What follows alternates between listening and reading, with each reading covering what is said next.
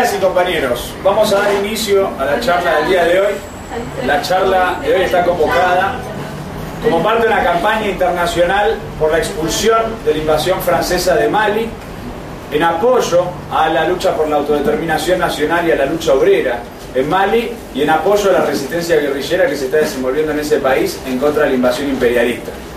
Antes de iniciar la charla, que va a estar a cargo del compañero Cristian Armenteros, del Comité Central de la Tendencia Piquetera Revolucionaria, queríamos hacer una serie de señalamientos sobre la situación política de Argentina y sobre las tareas que se desprenden de eso. En primer lugar, poner de relieve que en los últimos días el gobierno anunció una medida que desnuda el carácter del propio gobierno. El gobierno anunció un blanqueo de capitales, que no es otra cosa que el blanqueo de miles y miles de millones de dólares en manos de especuladores, en manos de lavadores de dinero, y ofrece un enorme negociado para todos esos corruptos, para toda esa trama de capitalistas y especuladores a nivel nacional y a nivel internacional.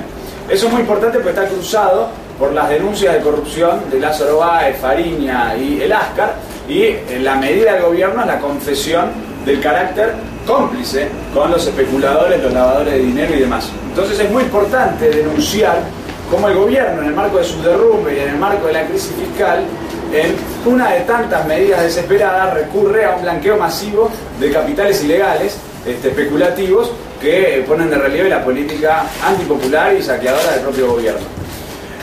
Y eso está asociado al mismo tiempo a que incluso con esa medida el gobierno no logra frenar la fuerte tendencia devaluacionista que se desarrolla a nivel nacional y que tiene su expresión en el creciente aumento del dólar paralelo, del dólar blue, que ya está al doble del dólar oficial y que continúa su crecimiento y refleja la presión devaluacionista de todo un sector enorme de la burguesía, tanto de la burguesía sojera como de la burguesía exportadora y ensambladora, como de un sector de la banca que especula con los bonos que el gobierno paga en dólares, que el gobierno cobra en pesos y paga en dólares. Todos esos sectores están presionando sistemáticamente por la devaluación, y esa presión se vehiculiza, se desarrolla a través de esa medición que hay, ese desenvolvimiento del dólar blue, y todos los partidos políticos que concurren en estas elecciones en representación de la patronal, tanto Cristina como la derecha del FAP, tienen un planteo de devaluación. La derecha del FAP un planteo de devaluación masiva y el gobierno un planteo de devaluación a cuentagotas. Y de hecho el gobierno acaba de reducir las retenciones a la exportación de trigo, lo que de hecho implica una devaluación para todo ese sector exportador del agro argentino. Entonces nosotros lo primero que queríamos poner de relieve es denunciar la denuncia política de Cristina a la derecha y el FAP por habilitar el desarrollo de una tendencia devaluacionista y poner de relieve este cuadro de bancarrota que atraviesa nuestro país. Después, en segundo lugar, es muy importante también poner de relieve que frente a esto la burocracia sindical juega un rol absolutamente carnero. La burocracia de la CTA de Micheli, que dirige la CTA de Micheli, levantó el paro que había convocado para el 15 de mayo. Y levantó el paro que había convocado para el 15 de mayo después de que Moyano dijera que estaba en contra del paro, y después de que Moyano festejara el 1 de mayo con De la Sota, Lavagna, de Narváez, Claudia Rucci y demás, anunciando la formación de un frente político peronista de derecha para las elecciones legislativas de este año. Entonces eso es muy importante ponerlo de relieve porque refuerza la necesidad de una lucha política en el movimiento obrero, para que el movimiento obrero irrumpa en la crisis política a nivel nacional con un planteo propio contra la política de los partidos patronales. Contra la política devaluatoria, el movimiento obrero tiene que intervenir planteando una política de defensa del salario, una política de control de cambios, una política de expropiación de todos los grupos capitalistas que fomentan la devaluación y todos los grupos capitalistas que llevan al derrumbe de la economía nacional. Y por lo tanto nosotros, como Tendencia Piquetera Revolucionaria, estuvimos el día de hoy en la movilización convocada por los compañeros de FATE, del Neumático, al sindicato, al SUNA y al Ministerio de Trabajo, planteando el adelantamiento de las paritarias y la eliminación del impuesto al salario, y vamos a participar mañana de la reunión abierta que convocan los compañeros del SUNA San Fernando de FATE a todas las comisiones internas combativas para plantear la necesidad de una lucha para que haya un paro nacional y un plan de lucha del movimiento obrero en este cuadro de crisis a nivel nacional. En tercer lugar, también queríamos manifestar que hace pocos días se descubrió algo que es muy importante denunciar, que es que los policías que estuvieron, algunos de los policías de la metropolitana que estuvieron a la represión en el Borda, fueron los mismos policías que reprimieron en el Indoamericano. Y de hecho, uno de los policías que reprimieron en el Indoamericano es una de las custodias de Macri en la jefatura de gobierno. Esto se descubrió porque fueron citados a declarar por la causa del Indoamericano Y hubo determinados policías de la metropolitana que no fueron a declarar. Algunos porque estaban heridos de lo que pasó en el Borda y otros porque estaba custodiando la jefatura de gobierno. Lo cual es absolutamente indignante porque el gobierno mantiene a los asesinos del Indoamericano trabajando y reprimiendo y custodiando la sede de la jefatura de gobierno, y lo mismo hace el gobierno nacional. Lompisano, que es un jerárquico de la Policía Federal, es de la Dirección General de Operaciones, que estuvo a cargo del operativo de la policía cuando fue el asesinato de Mariano Ferreira, que estuvo a cargo del operativo conjunto de la Federal y la Metropolitana el día del Indoamericano. Tiene un cargo docente en la estructura terciaria de la educación de la Ciudad de Buenos Aires, y no ha sido despedido y ha sido absuelto en la causa por Mariano Ferreira, a partir del fallo kirchnerista en la causa de Mariano Ferreira. Entonces nosotros tenemos que manifestar, poner en relieve el carácter represivo del gobierno de Macri, el carácter represivo del gobierno de Cristina, y cómo preservan en su seno a todos estos represores asesinos del Indoamericano, de Mariano Ferreira, y represores en el Borda. Y desarrollar una lucha para que haya juicio y castigo contra todos ellos, y para que defendamos a los trabajadores del Borda, para que impidamos que se construya el centro cívico, y sobre todas las cosas, para que intervengamos en la crisis política que se abrió en la Ciudad de Buenos Aires a partir de la represión en el Borda. Y en ese sentido también queremos reivindicar lo que hicimos como tendencia piquetera revolucionaria el 7 de mayo, cuando fuimos la única organización de izquierda que intervino en la movilización a la jefatura de gobierno, que se desarrolló de forma autoconvocada contra el gobierno de Macri, planteando que los trabajadores, los luchadores de la Ciudad de Buenos Aires, tenemos que impulsar el juicio político para echar a Macri, Montenegro y Chaín. Esto a partir de que se abrió una crisis política. Hay sectores del kirchnerismo que plantean el juicio político. La movilización del 30 de abril a la jefatura de gobierno clamó masivamente el juicio político a Macri. Está presentado un proyecto en la legislatura por el juicio político, y sin embargo centralmente el kirchnerismo lo boicotea. De hecho, nosotros logramos que la Asamblea de Saavedra votara a favor del juicio político para echar a Macri y de exigir a los legisladores que lo votaran, y después de que logramos que la Asamblea de Saavedra votara eso, el corte siguiente de la Asamblea de Saavedra fue boicoteado por los kirchneristas, que ni siquiera concurrieron. Y centralmente el bloque legislativo del kirchnerismo no presentó y no apoyó el proyecto de juicio político a Macri. Entonces, en ese sentido, nosotros tenemos que denunciar fuertemente al Frente para la Victoria, tenemos que denunciar fuertemente a la Cámpora, que no actúan como un factor de lucha para echar a Macri a partir de lo del Borda, a partir de las inundaciones, sino que frenan esa lucha, la regimentan, la contienen, y por el contrario, nosotros como izquierda, como luchadores, tenemos que intervenir para que los sindicatos y los centros de estudiantes se movilicen masivamente en la Ciudad de Buenos Aires para echar a Macri y a todo su gabinete reaccionario que comandó la represión en el Hospital Borda. Sobre esta base, y para terminar y abrir paso a la charla, queríamos destacar que en este marco convulsivo a nivel nacional, la campaña de la Coordinadora en Defensa del Frente de Izquierda se está desarrollando fuertemente. Nosotros hicimos una primera semana de campaña de la Coordinadora en Defensa del Frente de Izquierda en el movimiento obrero, que era nuestro objetivo de esta semana, y hemos conquistado pronunciamientos de delegados de la línea 60, de delegados del subte, de delegados de FATE, de activistas opositores de comercio, de activistas de estatales, de activistas del ferrocarril Mitre, es decir, de toda una serie de sectores del movimiento obrero que vienen de movilizarse, que vienen de luchar, que conforman la vanguardia del movimiento obrero y que saludaron positivamente nuestra iniciativa de poner en pie la Coordinadora en Defensa del Frente de Izquierda. Y para profundizar esta campaña, la semana que viene nos vamos a volcar una agitación en los colegios secundarios, que el año pasado protagonizaron una toma masiva de colegios y que históricamente son un factor de lucha enorme en nuestra ciudad de Buenos Aires y en el país. Y vamos a desarrollar particularmente el día de hoy y mañana una campaña política sobre toda la militancia del MST, porque el día de mañana es el Congreso Nacional del MST. Y el Congreso Nacional del MST va a decidir qué hace el MST en estas elecciones. Pino Solana ya cerró el frente con Carrió. Va a las elecciones con Carrió. Y Bodart y Vilma Ripoll públicamente ya han dicho que lo más probable es que rompan con Proyecto Sur.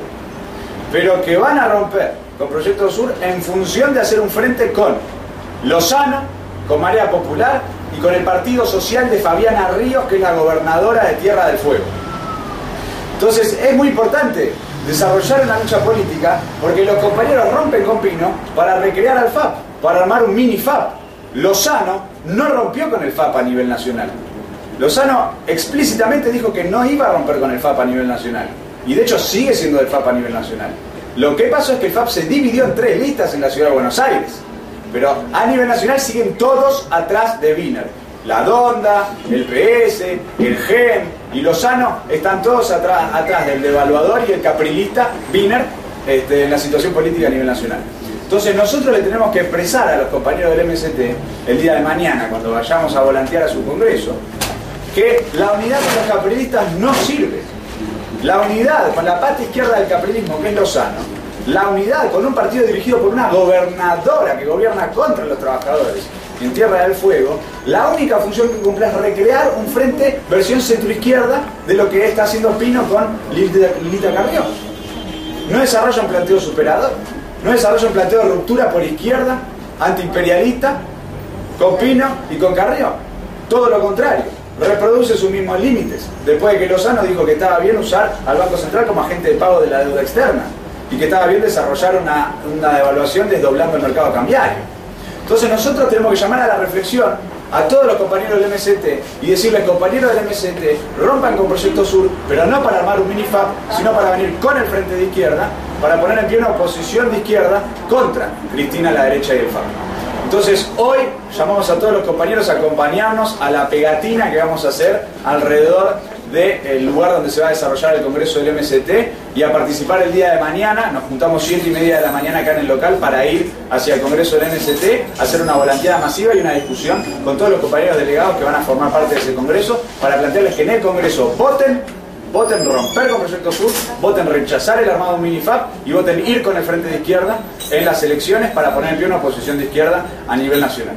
Entonces, sobre esa base, compañeras y compañeros, y una cuestión más.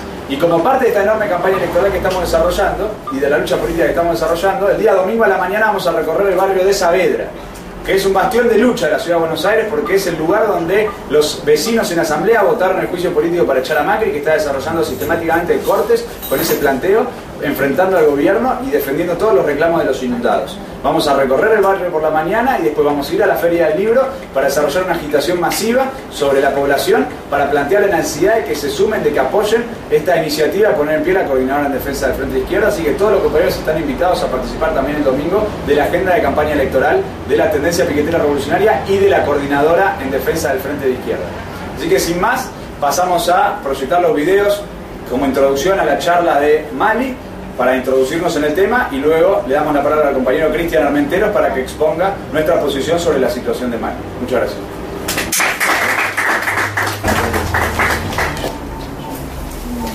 Bueno, en primer lugar, compañeros, destacar que esta charla fue convocada originalmente por Mali.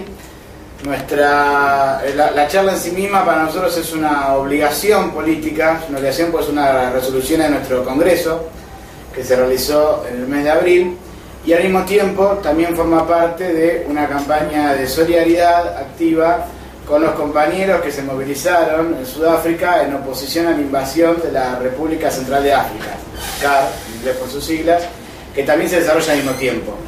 Estamos protagonizando, justamente por eso lo queremos señalar de esta forma y queremos que quede claro, a partir del mes de noviembre, una ofensiva militar directa sobre lo que son los países de África. Esto para nosotros tiene que ser un dato político que tenemos que captar. Hay un momento político que se abrió el mes de noviembre que traza una nueva etapa en la Revolución Árabe. ¿Por qué decimos esto? Porque hasta estos fines de 2012 nosotros nos encontrábamos con una situación en la cual el proceso árabe, fundamentalmente, el imperialismo operaba por medio de una vía de cooptación, en la cual vía hermandad musulmana se lograba un desvío del proceso político por métodos electorales. Entonces se postulaba un determinado candidato, decía: yo no soy Mubarak, yo no soy Ben Ali, yo no soy Gaddafi, no soy ninguno de estos tipos, entonces votenme.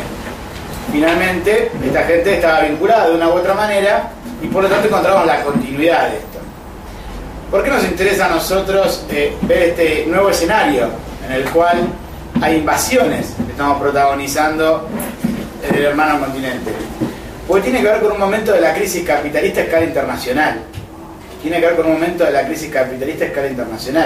Nosotros como revolucionarios latinoamericanos no podemos dejar de tener presente que venimos de un periodo político que se ha abierto en nuestro continente, protagonizado por el golpe en Honduras, luego legalizado por vía electoral, de Porfirio Lobo. Venimos en un momento en el cual se invadió el origen de la independencia de nuestro continente, que es Haití, la primera república independiente, incluso con el protagonismo de los gobiernos nacionalistas, incluido el propio, el gobierno de Néstor Kirchner y el gobierno de Cristina. Una de las herencias de los 10 años que probablemente no van a querer recordar los kirchneristas es que en 2004 Néstor Kirchner mandó invadir Haití junto a la ONU, en la MINUSTAH, aunque ustedes no lo sepan o no lo tengamos presente, Argentina es un país invasor a escala latinoamericana, invasor. Lo mismo vale para el gobierno de Evo Morales, que incluso en muchos aspectos se lo visualiza como la virtual a la izquierda del bloque chavista. Protagonizan las tropas bolivianas la ocupación militar de Haití. Entonces uno dice, bueno, pero tiene que ver con el terremoto, es una excepción. Y uno ve Honduras y dice, bueno, tiene que ver con una circunstancia específica de ese país. Después tuvimos la situación en Ecuador, donde se vinculó reclamo al aparato represivo, alzamiento salarial y todo lo demás, con reclamos estatales, producto del ajuste que aplicaba el gobierno de Correa, con un llamado de la oposición a la destitución del presidente. O sea que claramente hubo un alzamiento, un intento de golpe de Estado que fue derrotado por medio de la movilización popular. Pero eso existió. Que después eso no se haya consumado, es otra historia. Pero forma parte de la realidad reciente. Estamos hablando de 2010. Después tuvimos la situación en Paraguay. Donde tuvimos un golpe de Estado en regla. Después de decirle golpe institucional es un eufemismo. Nosotros le decimos golpe institucional porque, claro, porque hubo un aval del Parlamento. El Parlamento destituyó al presidente. Correcto. Pero si el ejército no avala una destitución, esa destitución no existe. ¿Me explico? O sea que en primera instancia los golpistas tuvieron que tener el acuerdo de los militares para hacer pasar el golpe. Luego lo consagraron por vía parlamentaria. Y esto pasó al lado de Argentina.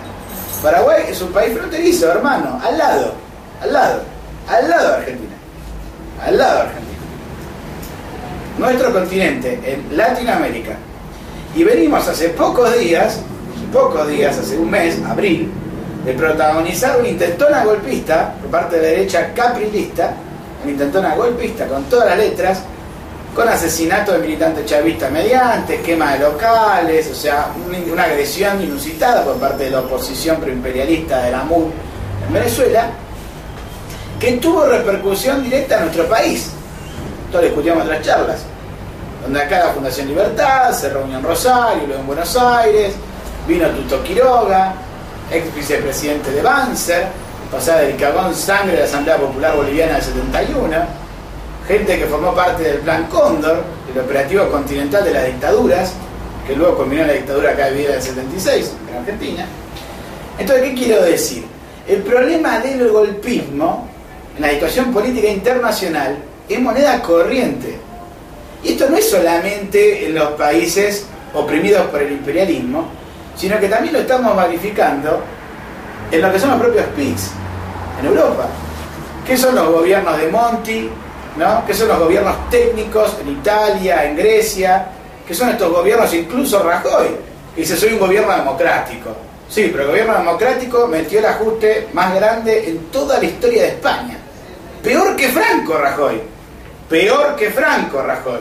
El ajuste más grande en toda la historia. Una brutalidad. El gobierno de Enrico Letta incluso es inconstitucional porque se hizo sin una previa votación. O sea, surgió de que no haya ninguna votación previa que lo legitime.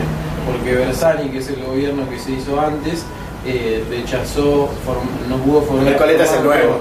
Enrico Letta. Bersani no pudo formar gobierno, así que renunció y se hizo una elección sin que haya ninguna votación. Es inconstitucional. Y es un gobierno, básicamente surgió un golpe parlamentario. Claro. Bueno, entonces hay que visualizar esto políticamente. Hay que visualizarlo. Vivimos un momento político donde la democracia se quiebra, el régimen político se quiebra, se disloca bajo la presión de la bancarrota capitalista. Y por lo tanto, estas situaciones en el mundo árabe han abierto estas tendencias fundamentales del proceso político a escala mundial, se han manifestado de la forma más cruda, no solo abriendo paso a guerras civiles, a levantamientos revolucionarios, a auténticas situaciones revolucionarias, donde los trabajadores toman la iniciativa política contra los partidos del régimen, los que expresan la opresión imperialista de forma más descarnada, expresan la bancarrota capitalista a escala internacional, sino que entramos en un nuevo momento donde directamente invaden. Entonces nosotros como revolucionarios latinoamericanos miramos muy de cerca Mali, miramos muy de cerca, porque ahí vemos lo que los demócratas, lo que los países avanzados, desarrollados, con parlamentos fuertes, con instituciones sólidas, con cultura democrática, con formación cívica, los que nos enseñan cómo tendríamos que ser, ¿no? Los que nos quieren dar clases de cultura y de humanidad, las barbaridades, las atrocidades que cometen en Mali. Mali es el espejo putrefacto de la democracia imperialista. Es la verdadera cara de Hollande, del socialdemócrata, del socialista, del que defiende a los trabajadores contra Sarkozy, que está en contra. Claro, ahora la votación para invadir están todos juntos. Entonces el primer concepto que queremos asentar, para ir dándole, con una claridad conceptual a la exposición, es que la invasión a Mali, que se produce en enero, ahora de 2013, arranca el 2013 con una invasión imperialista que retrata de cuerpo entero lo que están dispuestos a hacer estos tipos con tal de defender sus intereses. Esa es la primera idea fuerte que nosotros queremos marcar. Antes teníamos un protagonismo de las fuerzas imperialistas, como decíamos recién, por medio de la deriva democrática. Los artículos de nuestras publicaciones lo señalaban así: la revolución árabe está siendo llevada a un impasse por medio de una contrarrevolución democrática. Estas palabras son fuertes de unirlas, ¿no? Porque dice contrarrevolución, democracia. Bueno, ¿por qué las juntamos? Porque la vía democrática era la de la reconstrucción del Estado en torno a la defensa del imperialismo en la región, sus intereses materiales, sus empresas, sus monopolios, sus negociados. E incluso, por ejemplo, había sitios web en Túnez que eran impresionantes, que decía revolución tunecina, decía invierta, es una oportunidad. Una revolución es una oportunidad para invertir. Uno no lo piensa así, ¿no? Y uno leía los diarios franceses y decían, sí, hay que dejarse de joder con que hay una revolución, ya más o menos la cosa la encauzamos, acá hay oportunidades, no lo perdamos, como los papeles están a la baja, compremos los papeles ahora, que la revolución ya está, y después van a subir el precio, y nos hacemos el negocio con esto. ¿Me explico? Entonces, esa era la percepción del imperialismo, estaban en eso. Y sin embargo, esta deriva democratizante fracasa por la lucha de los pueblos. Porque vuelve a salir a la calle el pueblo de Túnez, vuelve a salir a la calle el pueblo de Egipto, se rebelan contra los gobiernos que han surgido de las urnas en nombre de una solución contra los gobiernos odiados por el pueblo, reclaman que la solución constitucional no da solución a sus necesidades, se movilizan multitudinariamente y se ven convulsionados. Todo este año de deriva democratizante tiene un fuerte contraste con Siria. Y ahí viene el segundo punto, que es el hecho que Siria, nosotros en junio hicimos el acto, ¿se acuerdan de la jornada internacional que hicimos? De junio acá ha cambiado fuertemente los ritmos de la situación política siria, y eso impacta de forma directa a nivel continental, y a nivel mundial incluso. ¿Esto por qué lo decimos? Porque para entender lo que pasa en Mali tenemos que mirar Siria. Esto es concreto. En estas fechas, incluso hoy, tenemos un momento privilegiado para hacer la charla, porque nos encontramos en el medio de dos reuniones de alcance internacional. En medio de dos reuniones de alcance internacional, que es la reunión que se realizó el 7 de mayo en Moscú entre John Kerry, secretario de Estado norteamericano, y el gobierno de Putin en Rusia. Esto por un lado.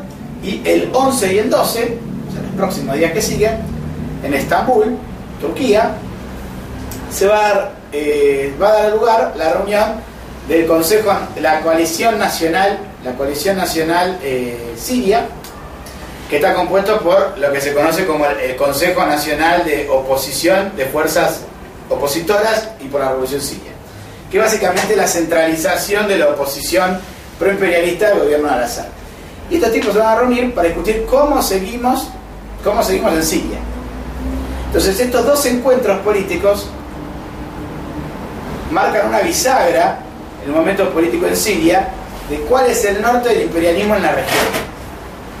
Y al mismo tiempo, por último, un tercer evento, que se ha iniciado las hostilidades bélicas abiertas por parte de Israel hacia Siria.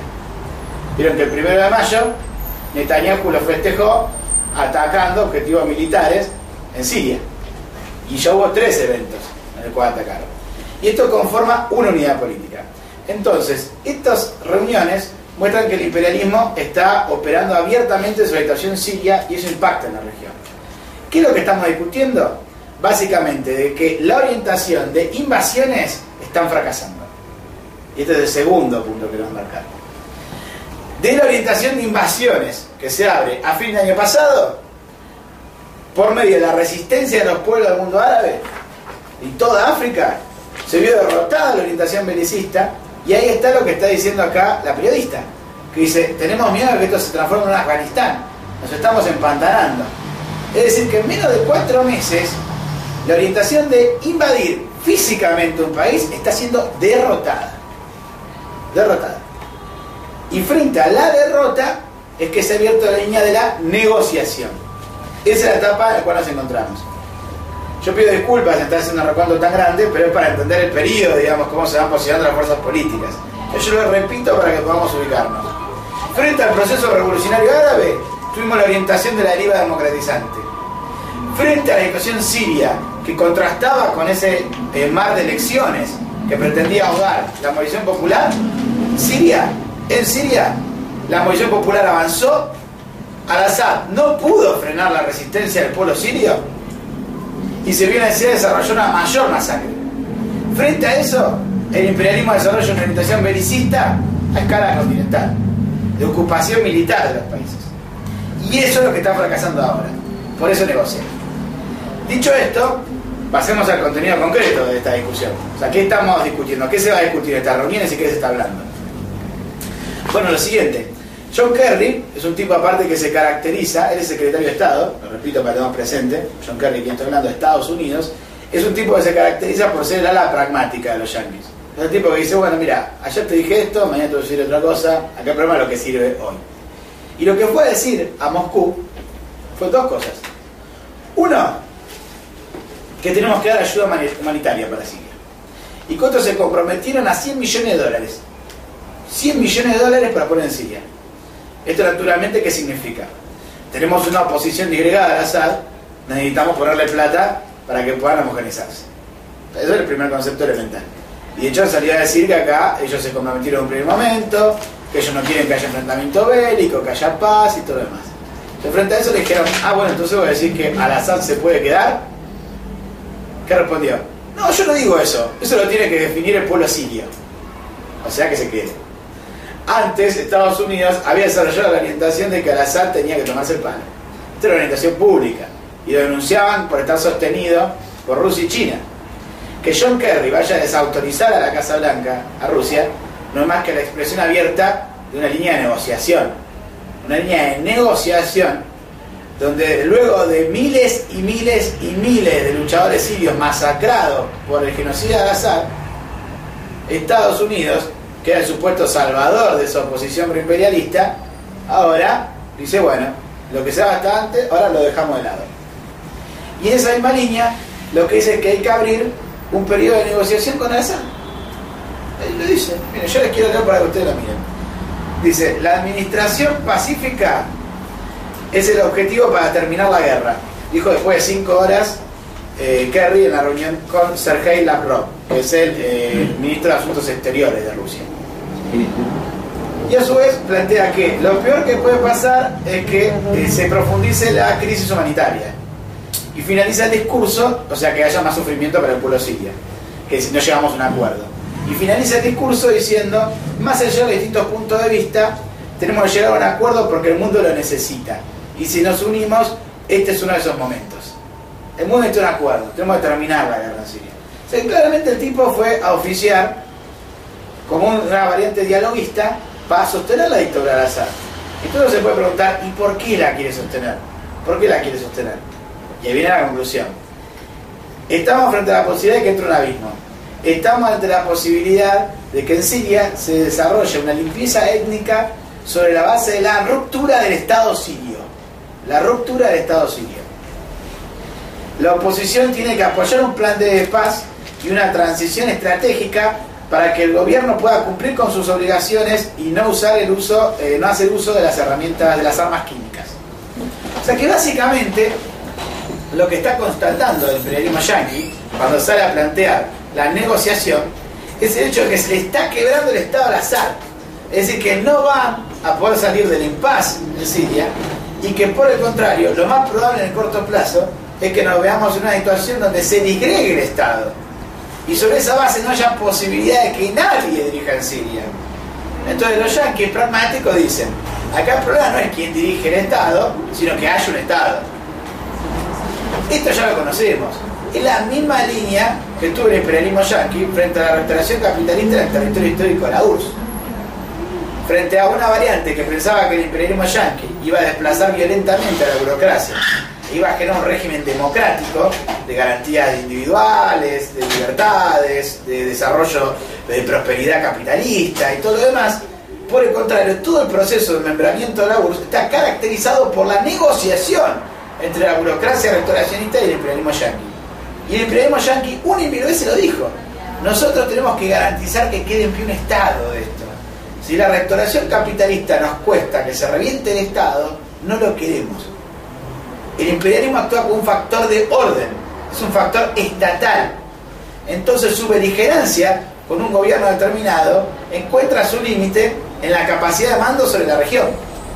¿Me explico? Y esta discusión tiene clave concreta en el debate de cuál es hoy la situación con el mundo islámico. Porque en este momento en Siria, la zona este de Siria, está bajo el control de los salafistas. Y esto es algo que hay que verlo. En el norte, Siria está bajo el control de los kurdos, que han establecido un Consejo Nacional Kurdo, que ha incluido también al PKK, luego de muchas negociaciones, idas y vueltas, donde no se ponían de acuerdo. El PKK finalmente se incluyó en el gobierno kurdo, y los kurdos han definido que no van a avanzar sobre Damasco si Damasco no avanza sobre el territorio kurdo. La cuestión kurda, para hacerlo muy breve, una digresión, está dividido en todos los países de la región. Si no me equivoco, en 4 o 5 países. Entonces ellos reclaman la autonomía para los kurdos. Entonces dicen, bueno, mirá, yo en Siria lo que tengo que hacer es reivindicar el territorio kurdo. Después los problemas del Estado sirio que lo pasaron los sirios. Lo cual implica permitir las condiciones para que se estabilice el gobierno de Al-Assad. ¿Implica eso? El PKK tenía una línea, el PKK, el partido comunista histórico del Kurdistán, tenía una orientación que era desarrollar una guerra revolucionaria en toda la zona del Kurdistán, no solo en Siria, explico, sino también en Turquía, la zona de Israel, sobre todo toda la zona, avanzar sobre toda la región. Bueno, esto significa que entienden que su línea es compatible con la distribución estatal imperialista en la zona. Es lo que en su momento ya habíamos registrado, cuando ellos caracterizan que el problema ya no es reventar el régimen estatal de conjunto, sino lograr una confederación de estados reconocida en el marco de los propios estados actuales. ¿Me explico lo que estoy diciendo? Es una confederación, una representación parlamentaria donde cada uno pueda tener su autonomía en el marco de los estados actuales. Es decir, dejan de funcionar como una fuerza revolucionaria que motoriza un alzamiento que empalma con la lucha del pueblo sirio para transformarse en una pata de sostén de la balcanización de Siria. Y en esa medida de que Al-Assad tenga mejores condiciones para subir en Damasco. Damasco es la capital, ¿no? Está replegado Al-Assad. Y en el este tenemos el surgimiento de lo que es el sector salafista, como decía recién, cuyo nombre es Jabhat al-Nusra. Jabhat al-Nusra es un nombre que significa Frente para la Victoria. Bueno, risas por la comparación del kirchnerismo al margen. Hay varias gente en el mundo que se llama Frente para la Victoria. Bueno, y los salafistas están ubicados en la zona este Y se abre un debate político de primer orden, porque es qué rol juegan frente a esto. Los salafistas quieren avanzar sobre Damasco. Entonces ahí hay una preocupación fundamental del imperialismo, que es ¿qué pasa si los salafistas logran el control de Siria? ¿Me explico? Cuando están hablando de la limpieza étnica, se están refiriendo a esta hipótesis política donde no pueda lograrse que las minorías, que está toda la situación de los sunitas, ¿no? Y todo lo demás, chiita, bueno, y todas las minorías étnicas se puedan contener en el marco de un régimen estatal. De hecho, Al-Assad es alauí. Y esto es lo que generaba el régimen, digamos, de sectario también en la propia Siria. Y todas estas minorías, incluidas las kurdas, se están sublevando y son el motor también de la lucha popular. Ahora que se le sume el elemento de los salafistas, lo que hace es contribuir a la idea de que esto puede generar una dispersión, una diáspora, una balcanización de Siria sobre la base de este tipo de enfrentamiento con clave religiosa o étnica. Y eso es lo que teme el imperialismo. El temor que tiene es de que Al-Assad sea derrotado y nadie pueda controlar la situación. ¿Y por qué temen eso? Porque temen que el derrumbe, la destrucción total del Estado sirio, sea la antesala de un proceso de esas mismas características a escala de todo el mundo árabe. Por eso es que Israel invade. Israel está invadiendo, quiero dejar una cosa clara. Y esto es responsabilidad de Al-Assad. Al-Assad, frente al progreso de las tropas rebeldes en junio, por tropas rebeldes me refiero al conjunto de las fuerzas opositoras, no solamente a la población armada en milicias independientes, me refiero también al ejército libre, a los salafistas, ¿no? A todas las fuerzas que fueron a combatir de forma independiente o expresando una u otra confesión religiosa. En julio estaba cercado en una situación límite, y si Al-Assad pudo sobrevivir es sobre la base del apoyo de Irán, y esto es reconocido públicamente. Hoy en Damasco hay tropas de la Guardia Revolucionaria, si no me equivoco 10.000, están sosteniendo físicamente el gobierno de Al-Assad. E Irán declara que esto lo tiene que hacer porque si cae el gobierno de Al-Assad va a haber un copamiento israelita de la región, un copamiento preimperialista, y eso condiciona las posibilidades de Irán frente a una invasión imperialista. No se olviden que desde el inicio de esta bancarrota capitalista se está discutiendo cuándo se invade Irán. Acuérdense, es el debate sistemático, que el imperialismo lo tiene cercado y cada 2x3 se discute invade. La última manifestación de esta crisis política, lo que discutíamos en relación al memorándum Argentina-Irán, donde de un lado los israelitas lo repudiaron unánimemente, diciendo hay que invadir, y los yanquis dicen, bueno, pará, tenemos que negociar. Entonces eso tiene que ver con esta etapa política, que los yanquis ven que hay una posibilidad de desborde a escala continental. Están atemorizados de que se quiebren los estados bajo la presión de la lucha popular contra las dictaduras. Están atemorizados de que los movimientos populares logren quebrar esto. Y visualizan, en este sentido, como el mayor peligro a las salafistas. Y aquí hay que tener muy claro, que lo dijo Kerry, esto lo dijo Kerry también en la reunión que hubo en Moscú, que es que no los preocupa que el Estado sea islamista, les preocupa que el islamismo reviente cualquier Estado. ¿Se entiende? ¿Lo digo de vuelta? No es un problema confesional, no es que Estados Unidos dice yo soy el abanderado de la Revolución Francesa, desde 1189 no puede haber otro Estado que no sean los laicos, yo vengo a garantizar esto a Siria. No, están preocupados que detrás del islamismo se procesa un movimiento de masas que reviente los estados y que incluso no lo puedan controlar un eventual gobierno salafista. Ese es el punto. Tampoco confían en la capacidad de control de la región por los salafistas. Incluso su temor último es ese. Porque también está la línea de negociación. Los salafistas no solo son un movimiento que apoya la yihad y está continentalmente impulsando la guerra santa y todo lo demás, sino que también son una fuerza institucionalizada. De hecho, en Túnez son un partido que se presenta a elecciones y todo lo demás.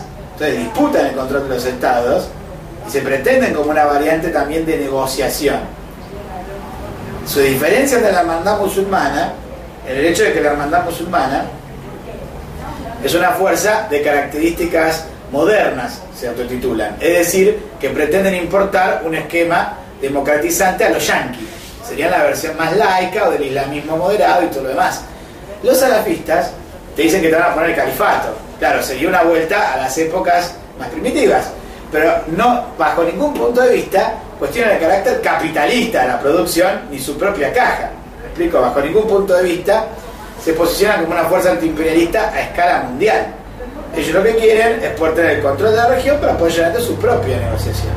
Es una fuerza en ese punto de características capitalistas, por más que lo quieran pintar de feudal y todo lo demás por el califato que mencioné recién. Ahora, el centro de la discusión, por lo tanto, es que ellos temen que se disloque el Estado sirio bajo la presión de estos enfrentamientos. Y en ese terreno es que por eso pidió que no le den armas al gobierno de Al-Assad. No le den armas, dijeron los yanquis. No le den armas. ¿Por qué? Porque Israel bombardea sobre la base de esas armas. Y entonces Kerry, como si fuese un vocero israelita, salió a plantear con total impunidad que dice: los S-300, que es todo el problema, no los queremos que ustedes los manden. Si ustedes no los mandan, podemos abrir una vía de negociación. Y eso es lo que tenemos que hacer. ¿Qué le respondieron los rusos? Si ustedes dejan de armar a la oposición ahí, podemos discutir. Pero primero tiene que haber paz del lado de la resistencia siria. ¿Me explico? En todas sus vertientes. Tanto los salafistas, como el ejército sirio libre, como los sectores directamente armados de Estados Unidos, que ellos reconocen, y Estados Unidos en su momento de armar determinados sectores. Estaba la discusión si el ejército sirio libre sí o no, si había que armar sectores propios. Hay un problema que no tenemos tanta visibilidad sobre qué sector tiene cada uno, ¿no? Pero el concepto es que se rindan los rebeldes, de todas las fracciones. Los proimperialistas, los populares, los islamistas, estos y los otros. Los rusos dicen: si se rinden todos, va a haber paz. E incluso, escúchense esto, los rusos, hablando ya como embajada directa de Al-Assad, dijeron: incluso Al-Assad está dispuesto a irse por elecciones. Está dispuesto a irse por elecciones. Acá el problema es que Al-Assad no se va a ir porque el pueblo sirio está con Al-Assad. Y ustedes no se animan a frenar la guerra civil e ir a elecciones porque saben que en elecciones libres pierden. O sea que, aunque uno le parezca medio loco, en Moscú está hablando Israel con Al-Assad de forma totalmente impúdica, negociando los términos de una paz. Y uno dice: ¿qué tendrá que ver Moscú y Washington con lo que pasa en Siria? Tiene muchísimo que ver. Discuten impunemente el destino de Siria. Entonces nosotros tenemos que pensar esto, porque mientras discuten el destino de Siria impunemente, también se discute el destino de Venezuela impunemente. Y el destino de Venezuela no es el destino del chavismo. El chavismo es circunstancial en esto. Es el destino de América Latina el que se está discutiendo. Y ahí viene Estados Unidos y dice: bueno, no, yo no reconozco la elección. Y después viene, la anulan para Argentina, dice: si está el memorándum le parece bien, nosotros estamos de acuerdo. Y después mueven tropas para Colombia, y después hacen todo el despliegue militar por todos lados, y tenés la base yanqui en Mariscal Estigarribia en Paraguay, y tenés al frente Guazú, supuestamente chavista, planteando una negociación abierta hoy, esto fue el día, no, ayer, ¿no? El día de ayer. En el día de ayer, admitido por Canese, virtual a la izquierda del Frente Guazú, se reclamaba como el sector más combativo, movilizado, contestatario, como se quiera decir, que estaban dialogando, no estaban negociando, estaban dialogando con los colorados. Los colorados es el partido de Stroessner. Los colorados que acaban de ganar las elecciones son el partido de la dictadura. Es como si yo dijese que en Paraguay hubo elecciones entre Videla y Macri. Macri serían los liberales, ¿y quién ganó? Videla. Eso es lo que pasó en Paraguay. ¿Y ahora qué está pasando? Que el Frente Guazú, o sea, pongamos los montoneros, están hablando con Videla a ver cómo negocian los intereses del imperialismo en Paraguay. Acá me dicen que más o menos está bien lo que te dicen, va por ahí, digamos, ¿no? Más o menos. Bueno, eso es lo que está pasando hoy en nuestra América Latina. Y tiene que ver con este clima político. Nosotros ya lo dijimos en su momento. Mientras Israel bombardea, Estados Unidos busca esta negociación. Lo dijimos en Argentina, cuando fue la discusión del memorándum. ¿Se acuerdan? Que nosotros decíamos: no nos confundamos. El memorándum es pro-imperialista. Que lo firme Irán es una circunstancia. Esta es la política de Estados Unidos. ¿Se dan cuenta? Entonces se integra a escala mundial la política exterior norteamericana, porque ellos temen que la bancarrota capitalista abre paso a una disgregación de los estados. Y ese es el contenido que tenemos que visualizar. Israel ataca Porque justamente, y este es un tercer punto, ¿no? La agresión de Israel. La agresión de Israel abre paso también a un nuevo momento, porque tiene por clave la discusión de cómo se establecen incluso las relaciones en su propio país. Y esto es importante porque abre paso a una discusión de otro elemento acá que hay que poner en el escenario político, que es Hezbollah. Hezbollah, por medio de Hassan Nasrallah, que es el titular de Hezbollah, es su líder, salió a declarar públicamente, esto sale publicado en el Boston Globe, que Siria debería proveer a las fuerzas del Líbano de armamento estratégico para cambiar la correlación de fuerzas y romper el balance de poder en la región. Para que quede claro, Hezbollah está lindante con Israel, fueron los que protagonizaron la heroica resistencia contra el bombardeo israelita, tanto en la zona de la Franja de Gaza como en el propio Líbano. Y Hezbollah, nosotros que apoyamos a Hezbollah en ese enfrentamiento con Israel, está saliendo a decir que Al-Assad tiene que dejar medias tintas, tiene que darle armamento a Hezbollah como Hezbollah apoya a Al-Assad para iniciar un enfrentamiento a escala continental, a escala de toda la región. Incluso, al mismo tiempo, dijo, esto lo quiero leer porque es muy importante, dice, y Siria nos dará mejores armas, mejores calidad de armamento, la resistencia será más fuerte que nunca. Esto lo dijo por radio, esto es Manar TV, Al-Manar Hezbollah, Al-Manar TV Station, o sea, sería la estación nacional, ¿no? Por cadena nacional de Hezbollah. Esta es la responsabilidad estratégica de Siria, y quiero decir esto porque es muy importante, escuchémoslo todo. Dice, Nasrallah planteó que hay una obligación moral y material de apoyar a Hezbollah por parte de Siria en este enfrentamiento para poder iniciar un movimiento de resistencia para recuperar los altos del Golán. Bajo control, la mitad por Israel, desde 1967, cuando fue Yom Kippur. ¿Se acuerdan la nota del piquetero? Piquetero, ¿no? Sí, el piquetero 3. Decíamos que de Yom Kippur el enfrentamiento entre Siria e Israel había logrado la división, digamos, la conquista por parte de Israel del terreno sirio. Había finalizado con una derrota y un avance del sector imperialista en la región. Y en este cuadro político, cuando Israel bombardea a Siria, diciendo que le está dando estas armas a Hezbollah, es que el gobierno sirio, Al-Assad, el antiimperialista Al-Assad, responde diciendo que no va a hacer nada frente a los ataques de Israel y que van a esperar el momento oportuno para responder. Ustedes se dan cuenta, ¿no? Repito, Hezbollah le dice, Siria, ya está, con Israel, ya están invadiendo, nos están tiroteando, tenemos que responder, pasándose el armamento de el SS-300, no lo dije, Israel acusa que es armamento nuclear. Los SS-300 son armamento antiaéreo. O sea que básicamente el SS-300 ¿para qué sirve? Para que Israel no te pueda armar una zona liberada. ¿Me explico? Porque ¿te acuerdas cuando discutíamos, por ejemplo, el caso Libia? Que armaban una zona liberada a nivel aéreo. ¿Se acuerdan? Bueno, justamente el SS-300 para bloquear eso. ¿Y esta cuál es la discusión? Hay que poder bloquear eso porque claramente ellos preparan un escenario en el cual viene una invasión directa. O sea, tiene que ver con un escenario bélico. Que uno pida armamento antiaéreo tiene que ver con que uno visualiza que lo vienen a invadir. Y la diferencia central, como decíamos recién, con la situación libia, es que acá estamos hablando de ocupación física militar, con tropas terrestres también de la OTAN. O sea, directamente diciendo, acá yo voy a intervenir los asuntos internos, me voy a proclamar gobierno, amo, patrón y Dios de acá, y el que esté en contra lo reviento. Entonces se están preparando para la situación de una conflictividad inusitada en la región. La lucha política, por lo tanto, en torno al planteo de Hezbollah, es central para desnudar el carácter proimperialista de Al-Assad.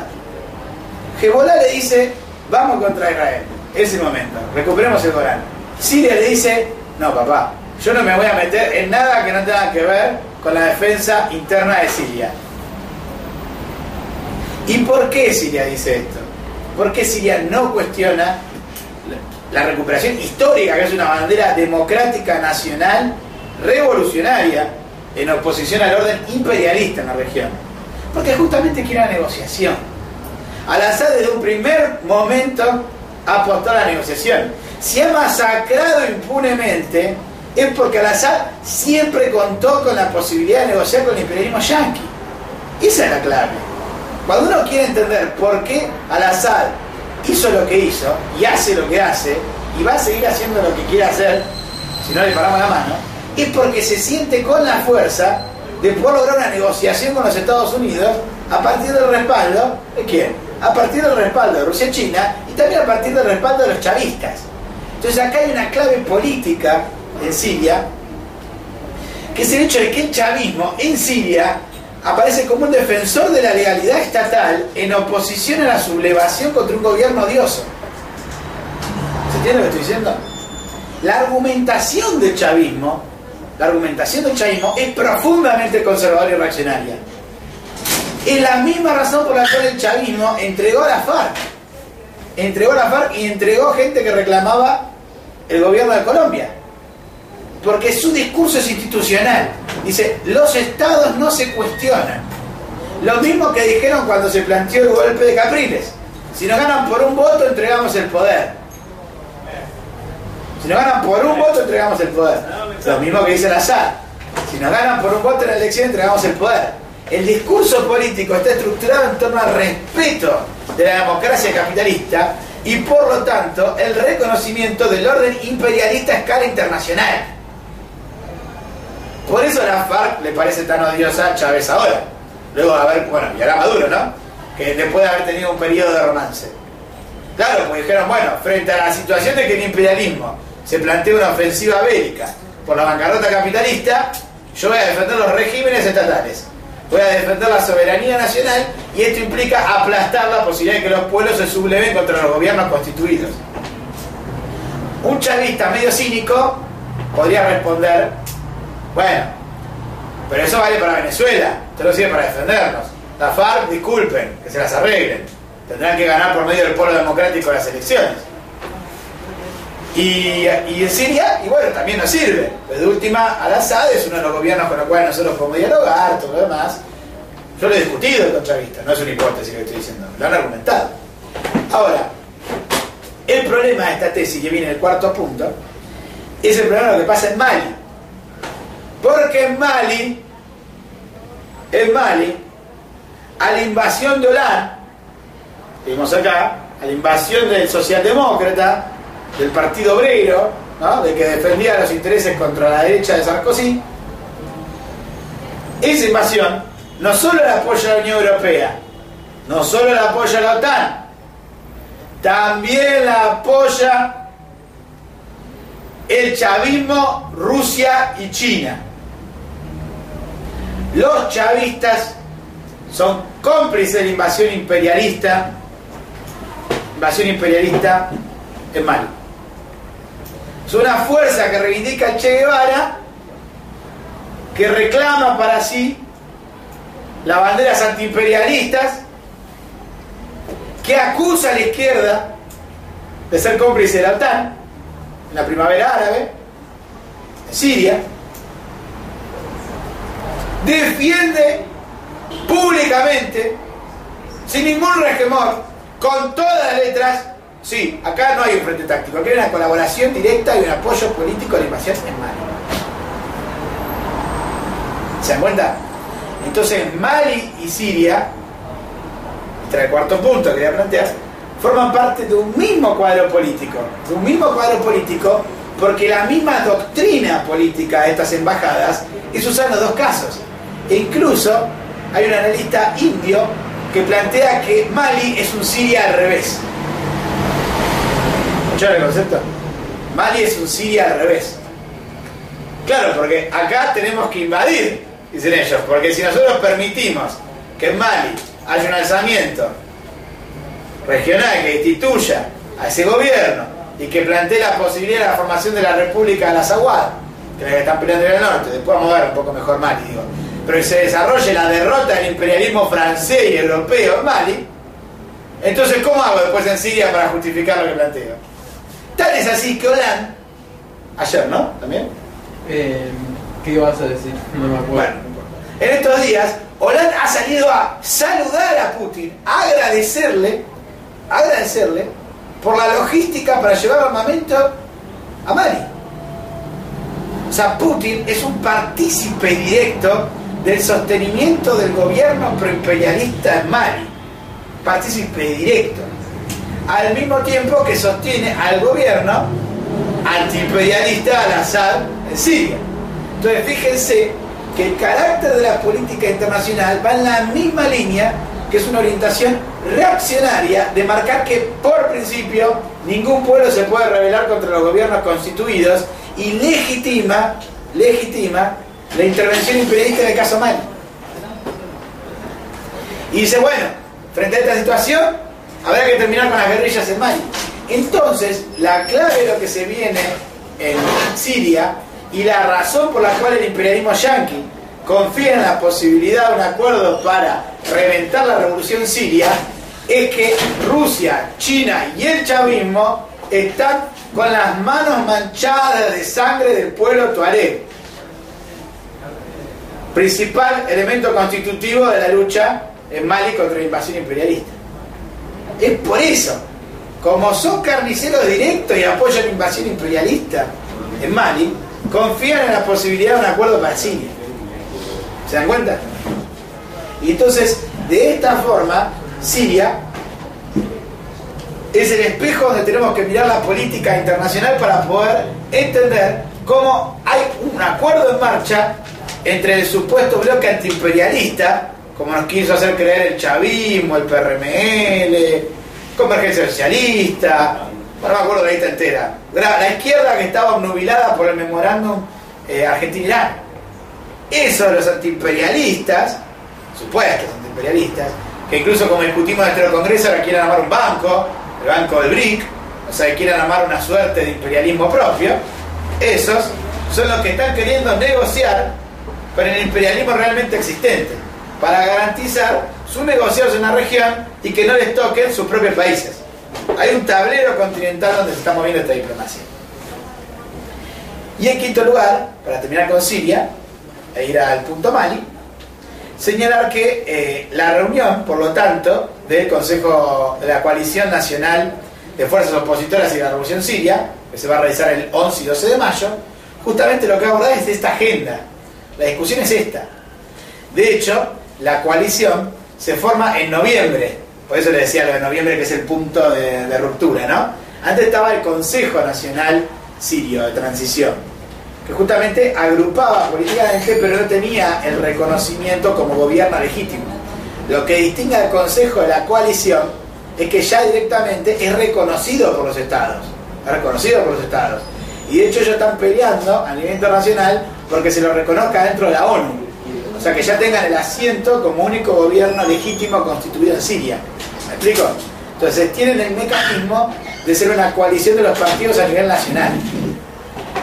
En este sentido, ahora vamos a asistir en abril a una terrible crisis política, que es el hecho de que Ahmed Mouaz Al-Khatib,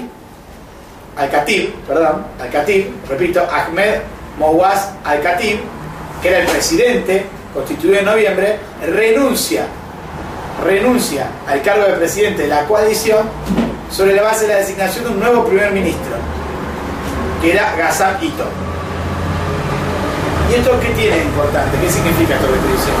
Lo siguiente, el tipo cuando asume, Al-Khatib en cuanto asume en noviembre, lo primero que hace es pedirle a los Estados Unidos que armen el ejército sirio libre. Un tipo que asume un país y dice, por favor, armen a estos tipos, porque necesitamos aplastar a Assad. O sea, directamente pidiéndole la escupidera a los yanquis. Directamente. Fue la primera cosa que dijo. Por lo tanto, se encontraba en la línea del derrocamiento de Assad. De hecho, incluso el propio Al-Khatib salió a plantear en agosto de 2012 que no estaba en contra de la presencia de fuerzas salafistas en Siria. Y de hecho salió públicamente a atacar una decisión de la ONU, de Estados Unidos, creo que después fue avalado por la ONU, de Estados Unidos, en señalar a los salafistas como una fuerza terrorista. Por el contrario, el presidente de Siria, el nuevo, sería Al-Khatib, de la coalición, sale a decir, ellos son gente que contribuye al derrocamiento de Al-Assad. Entonces nosotros tenemos que visualizar que cualquiera que contribuya a luchar contra Al-Assad suma. Después ajustaremos cuentas, dicen, después veremos cómo se hace. Nosotros bajo ningún punto de vista creemos que van a tener condiciones para imponernos el surgimiento del nuevo gobierno. Pero hoy están desarrollando algo que no sirve, que están combatiendo a Al-Assad.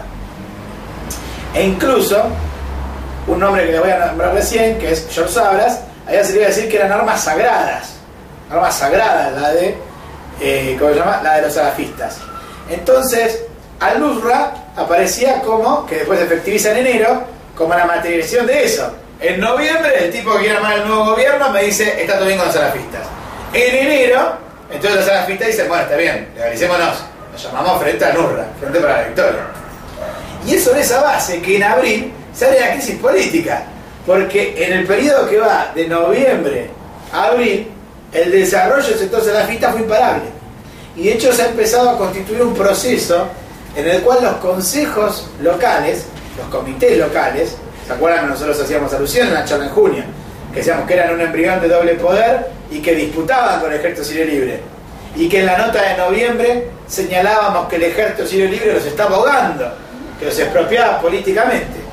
Lo que ha estado pasando es que estos consejos han empezado a retroceder bajo la presión del Ejército Sirio Libre, que no han podido desarrollar una independencia frente al mismo, y lo que está proliferando son los consejos de la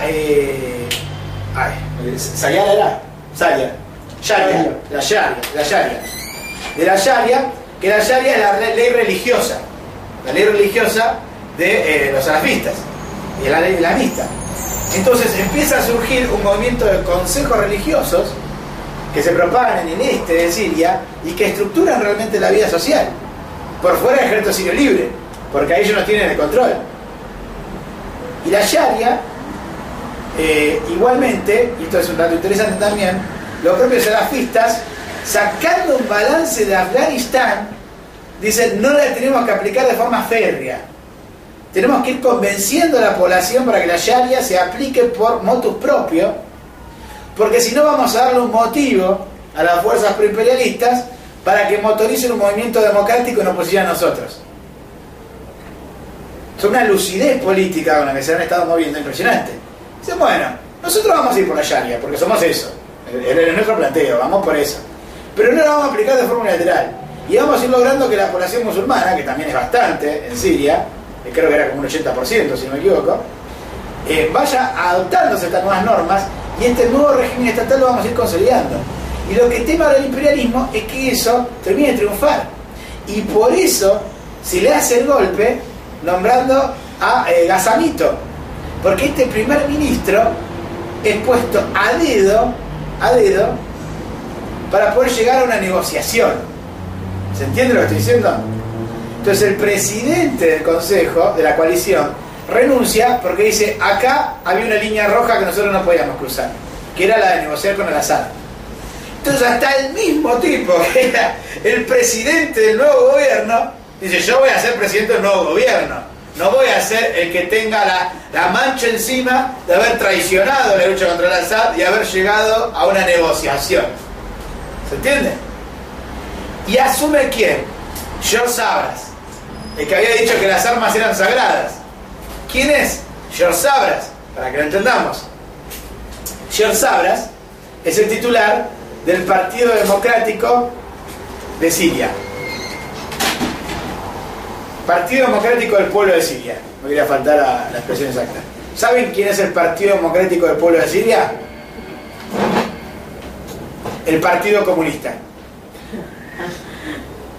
O sea que básicamente lo que estamos asistiendo hoy en Siria es a un desplazamiento de un sector proimperialista que decía hay que reventar al Assad, Estados Unidos, mandame fierros, que era la expresión política del Ejército Sirio Libre en algún punto, porque es orientación belicista, de acuerdo, por un pacto entre un tipo que lo meten, que lo meten por la ventana a los yanquis. El tipo hasta hace medio año estaba en Texas, era un empresario, mientras estaba pasando toda esta guerra civil en Siria, era un empresario en Texas. Lo mandan a vivir para Turquía y en medio año lo votan presidente de Siria.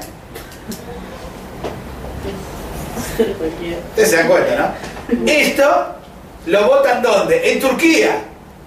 En Turquía. Entonces no falta el que suma uno más uno y dice, claro, en Turquía, Erdogan, que está con los yanquis, que está con Israel, ¿entendés? Bueno, votan a este tipo, que lo meten a tres un estadounidense, nació en Siria, claro, pero vivió un par de años. Después toda su vida, la década de vida, la vivió en Estados Unidos. También en México, un empresario que iba a Estados Unidos a explotar a los mexicanos. O sea, un tipo que iba a sacar plusvalía, un capitalista, con todas las letras, ¿se entiende? Y ese tipo lo ponen de presidente. ¿Y qué dicen de por qué es bueno ese presidente de Estados Unidos? ¿Por qué es un buen candidato? Dicen. Porque es un foráneo. Y acá lo que necesitamos es alguien que no tenga que ver con nadie para poder negociar con todos. Entonces, claro, el tipo es la representación, la encarnación de Estados Unidos. ¿Y esto quién se lo vota? Se lo vota la hermandad musulmana. La hermandad musulmana pone los votos, impone este candidato, y esta palabra es importante, imposición, impone este candidato, vota dividida la coalición, y el otro sector, minoritario, creo que eran 60 votos y hubo 40 y pico contra 30 y pico, o sea, bastante parejo, hay 30 y pico % de votos, 30 y pico votos, perdón, o sea, el 40%, que dicen no queremos a este tipo porque no queremos el acuerdo con Al-Assad. Y en ese marco el ejército sirio libre dice no reconocemos a Ito. No reconocemos a Ito porque este es un tipo que viene a cerrar la lucha que estamos dando contra Al-Assad y Al-Assad lo queremos muerto. Entonces fíjense cómo está empezando la crisis política. Y en este marco, ahora lo que están discutiendo para la reunión de, ¿cómo se llama?, del 11 y el 12, es ¿qué cosa? La designación de otro tipo, o sea, van a voltear a Ito, porque no pudo lograr la homogeneidad en el acuerdo, y van a querer colocar a uno, quiero decir el nombre para no faltar a la verdad, lo tengo, Ahmad Tome. Y Ahmad Tome es uno de los que estaba presente, es el secretario del Consejo Nacional de la Declaración de Damasco, que fue declarado en 2005 contra el gobierno de Bashar, para clavar una apertura democrática. O sea, vamos de vuelta. Este Tome, Ahmad Tome, es un tipo que no sería tan trucho, porque tendría una tradición en la vida política siria, pero es un tipo que ya planteó en 2005 la apertura democrática con Al-Assad. O sea que básicamente es un negociador careteado. No hay ninguna duda de cuál es su naturaleza. Entonces, la reunión del 11 y el 12, si vota por consenso esto, y por eso es muy importante la charla, hoy es 10, mañana son 11 y 12. O sea que estamos en un momento bisagra. Y nosotros queremos pretender con toda claridad, si esa coalición pretende derrocar a Al-Assad, no puede bajo ningún punto de vista votar a este tipo por consenso. Porque votar a este tipo es darle un barniz sirio, local, a la política de acuerdo al imperialismo. Y por el contrario, el ejército sirio libre y todos los partidos políticos opositores de Siria, que son tan fervientemente apoyados por la izquierda a nivel mundial, que también existe eso, hay una mayoría de la izquierda que apoya fervientemente a Al-Assad. En su mayoría la izquierda chavista y el PC. Y después hay otra izquierda, también existe, que es la que apoya a los opositores, que es justamente lo que discutíamos cuando discutíamos con la izquierda socialista, que parece que todas estas cosas les pasan por el costado. Y cuando hicieron la declaración en Túnez, en el Foro Social Mundial, dicen que quieren una revolución por la libertad y la democracia. Y ponen en su página web una entrevista que sale en El País a dos altos mandos jerárquicos del ejército sirio libre, donde ellos dicen, bueno, con la coalición tenemos diferencias, pero buscamos el mismo objetivo, que es derrocar a Al-Assad. Entonces, hay una izquierda que defiende un frente democratizante pero imperialista, que dice, todos los que quieran ir contra Al-Assad, juntos. ¿Qué es lo que va a pasar? Va a quedar pagando esa izquierda, porque los que eran la oposición a Al-Assad, desde el punto de vista del ejército sirio libre y la oposición patronal, están negociando un tipo que les caiga mejor para negociar el acuerdo. Entonces, esa oposición tiene que votar un repudio a la negociación Cuba-Moscú. Si esa coalición no se desmarca tanto de Estados Unidos como Rusia, están sincerando su línea de acuerdo total. Y por lo tanto contribuyen, coadyuvan a que esto finalice con una victoria de Al-Assad. Entonces la variante democratizante y preimperialista como dijo la TPR de un primer momento, solamente puede ser evitada sobre la base de que se rompa con el imperialismo. ¿Qué dijo la TPR? ¿Se acuerdan que lo discutimos y muchos nos dijeron, che, está zarpado? Si no rompe con el imperialismo, no lo pueden echar al Assad. ¿Qué nos decían? No, que Gaddafi lo pudimos echar. ¿Se acuerdan? Gaddafi lo pudimos echar. No fue necesario romper con el imperialismo. Así textual, nos dijeron muchos que apoyaron de forma unilateral, identificando a la OTAN con el pueblo que estaba luchando contra Gaddafi. Nosotros ¿qué dijimos? Lo que hubo no fue la victoria de una revolución, fue una revolución robada, una revolución dirigida por sectores preimperialistas que hoy llevaron a Libia a lo que está ahora. ¿Me explico? Entonces acá hay un debate político.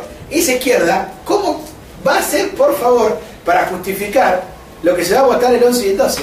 Son 2 días por delante que van a clarificar la orientación y se va a verificar lo que dijo la TPR.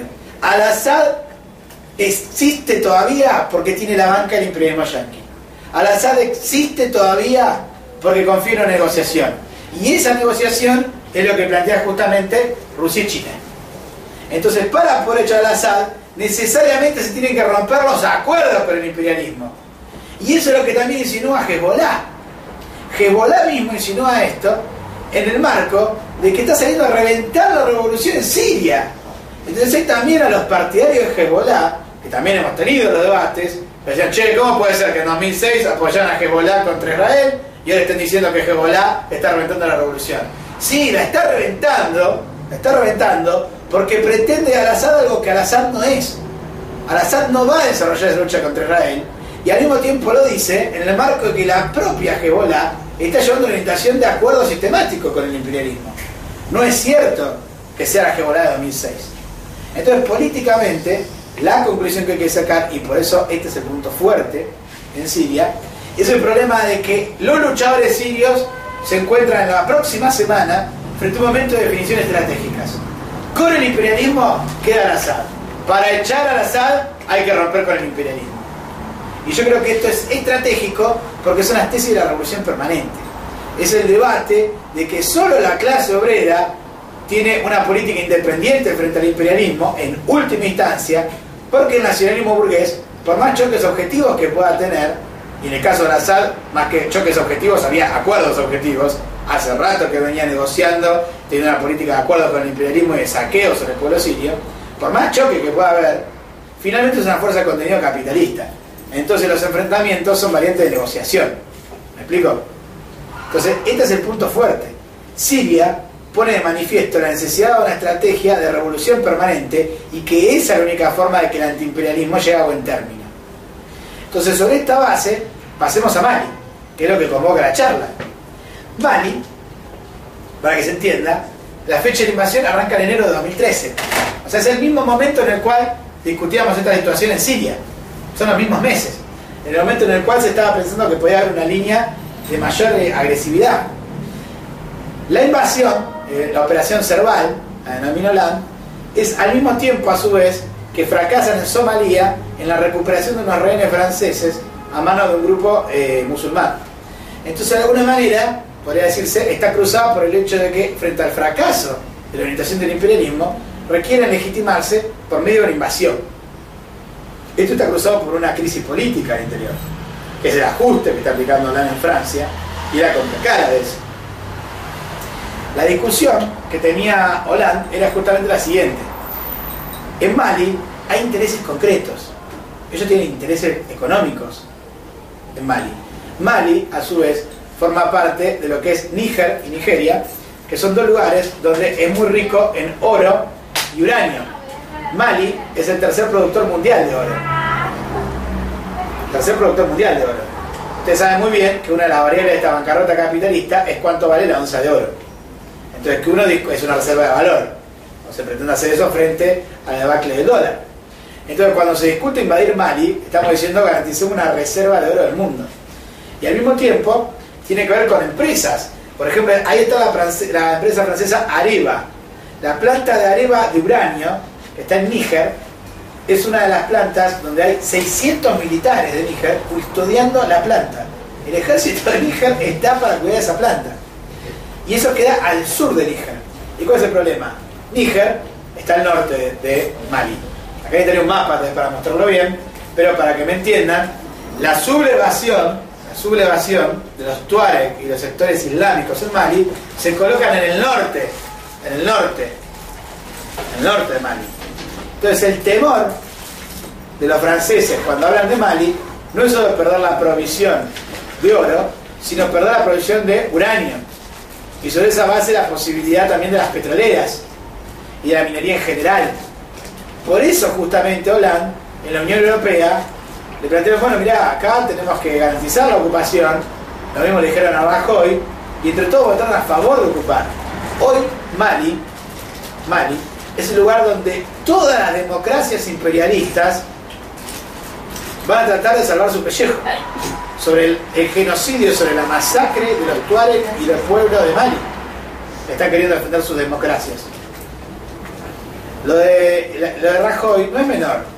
Rajoy, hace poquito, acaba de sufrir la huelga más grande en la historia de España, la huelga educativa más grande de toda la historia. Hoy en España la desocupación llega al 28%, cifras que están por delante de la crisis del 30. En España, encontré una situación donde en la juventud la desocupación llega al 60%. 60% de los jóvenes españoles no tienen trabajo. Y el 40% que queda, saca el cálculo de cuánto estarán subempleados, superexplotados, tercerizados. O sea que un gobierno que incluso había propuesto la eliminación del ejército español para ahorrar plata, ahora pone tropa para participar en la ocupación de Mali. Entonces fíjense cómo es una cuestión de principios para los países europeos ir a apoyar esa invasión. Dígame si no sobraban razones para decir no nos queremos meter en esto. E incluso Rajoy se mete teniendo el temor de que le pase lo mismo que Aznar. Que Aznar fue repudiado popularmente por participar de la ocupación imperialista, por participar de la guerra. Le tiene temor a una foto con Hollande, tiene pánico. Claro, porque Hollande es un carnicero. Hollande es un carnicero. Hollande, el que votaban los justistas diciendo que era un partido obrero, dice, y que dijo que no iba a invadir Mali, que no iba a invadir ningún país, pues hasta el momento ese que hoy está protagonizando este genocidio, esta ocupación brutal. Y en este sentido, nosotros queremos marcar que Hollande es protagonista en esto. Él, cuando planteó la ocupación en su momento, pretendió tener el apoyo de países lindantes con Mali, para poder, digamos, disimular su presencia. Se lo planteó a Burkina Faso, a Níger, a Togo, a Senegal, o sea, lo que es históricamente el Fran-África, o sea, la África francesa. Habló con la zona histórica de dominación francesa y dijo, muchachos, metamos tropa, disimulemos, en pocas palabras, como hicieron los yanquis en Haití. Disimulémosla con que haya gente de la zona que ocupe también, para plantear que es un problema humanitario. Y sin embargo, la composición final fue 2.000 efectivos de Francia, 1.000 de Chad. Chad también participa en esta carnicería, y todas estas tropas fueron atrás en un número menor para cumplir. Pero el carácter francés es más repugnante, porque la democracia francesa se ha caracterizado históricamente, desde los vietnamitas, ¿no? Mientras tiene un discurso progresista para la propia Francia, al mismo tiempo invade países, masacra. O sea que es una carnicería la democracia francesa.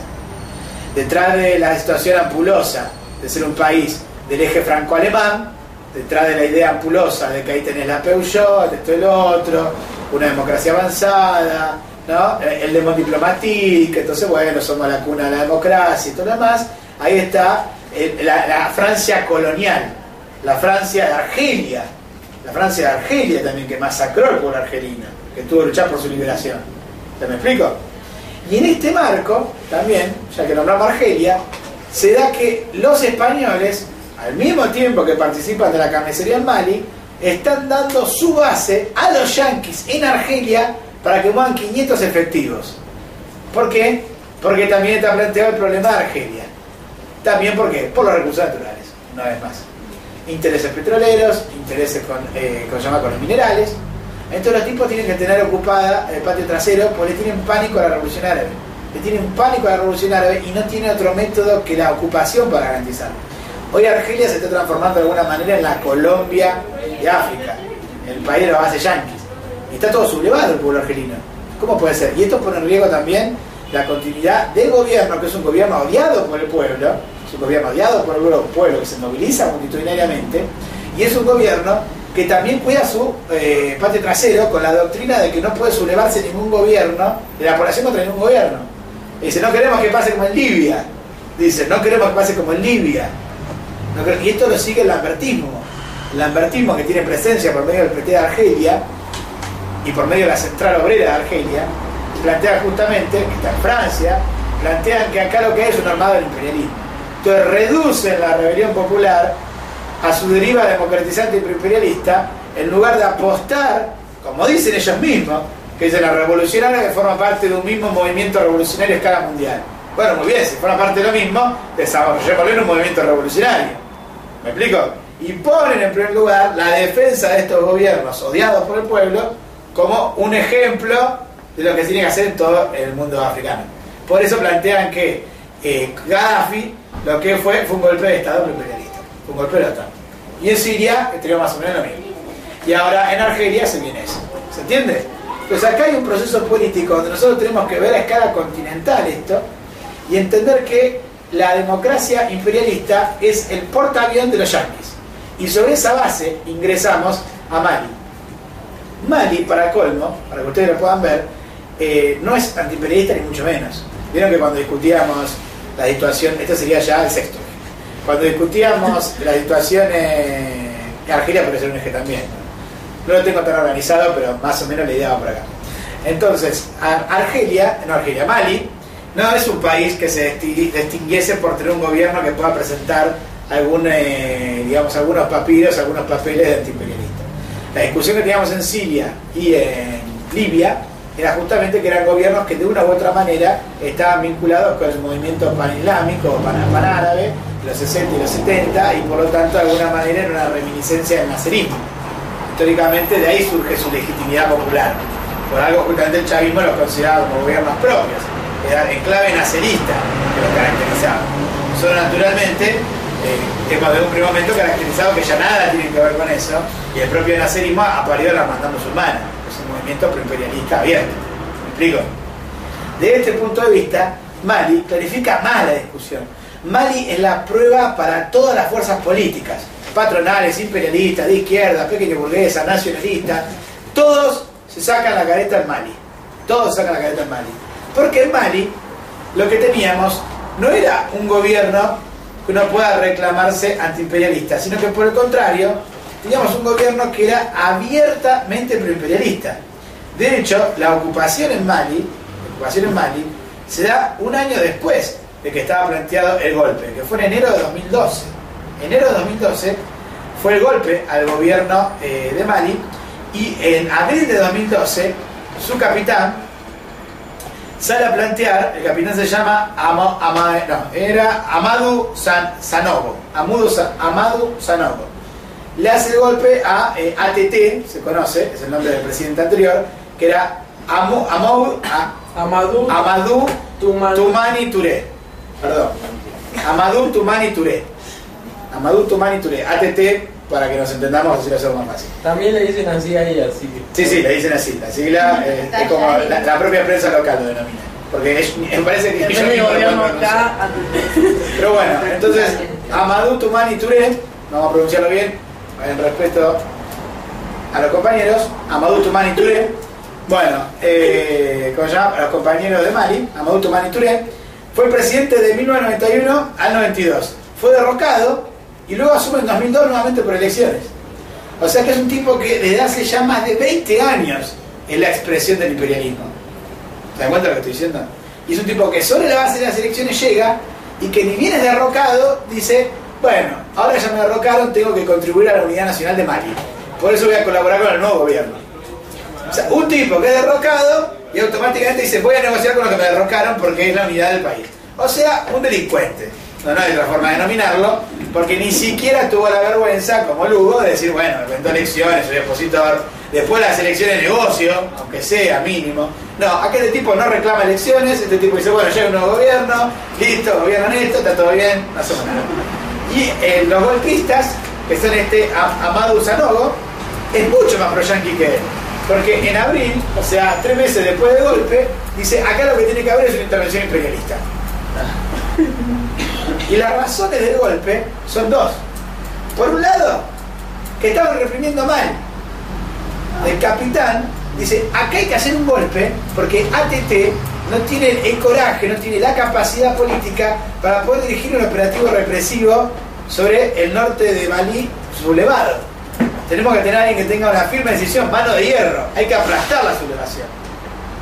Y en segundo lugar, porque el propio ATT mandaba a las tropas a combatir sin ningún tipo de armamento y todo lo demás, y por eso las propias familiares de las tropas estaban sublevando, diciendo nos está mandando una carnicería. Entonces, sobre la base de estos 2 elementos, apoyándose en ese levantamiento popular, el golpe avanza y plantea, bueno, basta de que nos maten en el norte de Mali, que venga el imperialismo. ¿Se dan cuenta? Entonces es canalizada la sublevación de la tropa de Mali sobre la base de un apoyo imperialista. O sea, la peor solución que podía haber, ¿no? Lejos de romperse horizontalmente el ejército de Mali, es reencauzado, verticalizado bajo las órdenes del imperialismo. Y en ese cuadro es que ellos inician, esto fue en el campamento militar de Cati, ¿no? Esto para tener los datos. Se inicia la guerra contra el norte. El norte está distribuido en lo que eran 4 fuerzas guerrilleras. 4 fuerzas guerrilleras para que entendamos quiénes son. Por un lado están los ansardines o ansardí. Hemos visto las 2 tipos de denominaciones a la hora de recabar datos. Por el otro están los mujados, que son islamistas, supuestamente no Al-Qaeda. Esto es la distinción naturalmente bajo la presión del imperialismo, lo estamos diciendo, ¿no? Porque lamentablemente la información que tenemos la proveen en general sectores vinculados a ya sean los yanquis o los europeos, o si no, en otro caso, los rusos y los chinos, que como vimos en esto no tienen mucha diferencia con los otros. Entonces más o menos todos te dicen lo mismo. Entonces tomen esto con pinzas. Después tenían los AQMI, que sería el sector salafista. Y por último, el MNLA, el Movimiento Nacional de Liberación de Mali, que serían los laicos y que en mayor medida se los identifica con lo que son los tuareg. Los tuareg, para que tengamos una idea, tienen una situación singular a lo que sería y similar a lo que son los kurdos. O sea, se puede hablar de una cuestión tuareg. O sea, ellos tienen un reclamo nacional que es el hecho de poder constituir su propia autonomía. Por eso es un movimiento de liberación nacional. Y en ese sentido, la discusión con ellos es importante políticamente porque estos 4 constituyen juntos en el norte de Siria, de Mali, lo que es la República Azawad. Esto dura desde enero de 2012 hasta enero de 2013. O sea que esta república cae bajo la presión de la invasión imperialista. O sea, desde el golpe, ¿me siguen? Desde el golpe de enero, que se constituye la república, hasta la invasión, en enero de 2013, se da la existencia de esta república. ¿Y por qué se quiere esta república? También. Por 2 factores. Por un lado, por el hecho de que al interior de lo que era la República de Azawad, que exigió su reconocimiento y nadie en el mundo la reconoció, nadie en el mundo, tampoco los chavistas, los supuestos imperialistas, tampoco los que plantean la República para Palestina, la solución de los 2 estados, ni siquiera esos dijeron, bueno, Azawad también. No. Los que quieren la solución pro-imperialista de los 2 estados, o sea, los que quieren el acuerdo con el Estado de Israel, o sea, los que no quieren la destrucción del territorio de Israel, del Estado, la destrucción física del Estado de Israel y su unificación del territorio histórico, que flamee de vuelta la bandera palestina en Jerusalén, que es lo que corresponde, una Palestina única, laica, democrática y socialista. Entonces, ni siquiera esos dijeron, bueno, Azawad sí, hagamos que Azawad pueda tener también su república. ¿Me explico? O sea, la derecha del movimiento palestino, podría decirse. Ni siquiera los que quieren negociar los 2 estados. Entonces, Azawad quedó aislado a nivel internacional. Y en ese marco, el sector salafista desarrolló distintas provocaciones contra el MLA, o sea, hay varias ciudades, donde los gobiernos de unidad, o sea, por un lado había gobierno federado y por otro lado había gobierno de unidad en determinados lugares donde había juxtaposición de tropas. Y en esas ciudades rompen los acuerdos y AQMI, que serían los salafistas, empiezan a atacar, disparan, los persiguen, los desplazan. Y esto también va asociado a que donde toman control los salafistas es reconocido por propios extraños que los tuareg no los reconocían como propios. O sea, bueno, este no es mi gobierno tuareg, no era lo que yo planteaba. Entonces había una hostilidad también entre la base de los tuareg y los salafistas. Finalmente, ¿qué es lo que sucede? Sobre la base que se rompe este frente interno, y esto queremos ser claros, se rompe este frente interno sobre la base de una guerra sectaria, confesional, funcional al imperialismo, que desarrollan los salafistas ahí. Es un error estratégico, no táctico, porque consideran que no tienen que agrupar otras expresiones en oposición al imperialismo, sino que con los salafistas solo se alcanzaría. Ellos dicen, copamos todo el norte de Mali, y el MLA, bueno, que haga lo que quiera. ¿Cómo responde el MLA ante esto? Dice, bueno, si los salafistas hacen esto, entonces negoció con los franceses. ¿Se dan cuenta?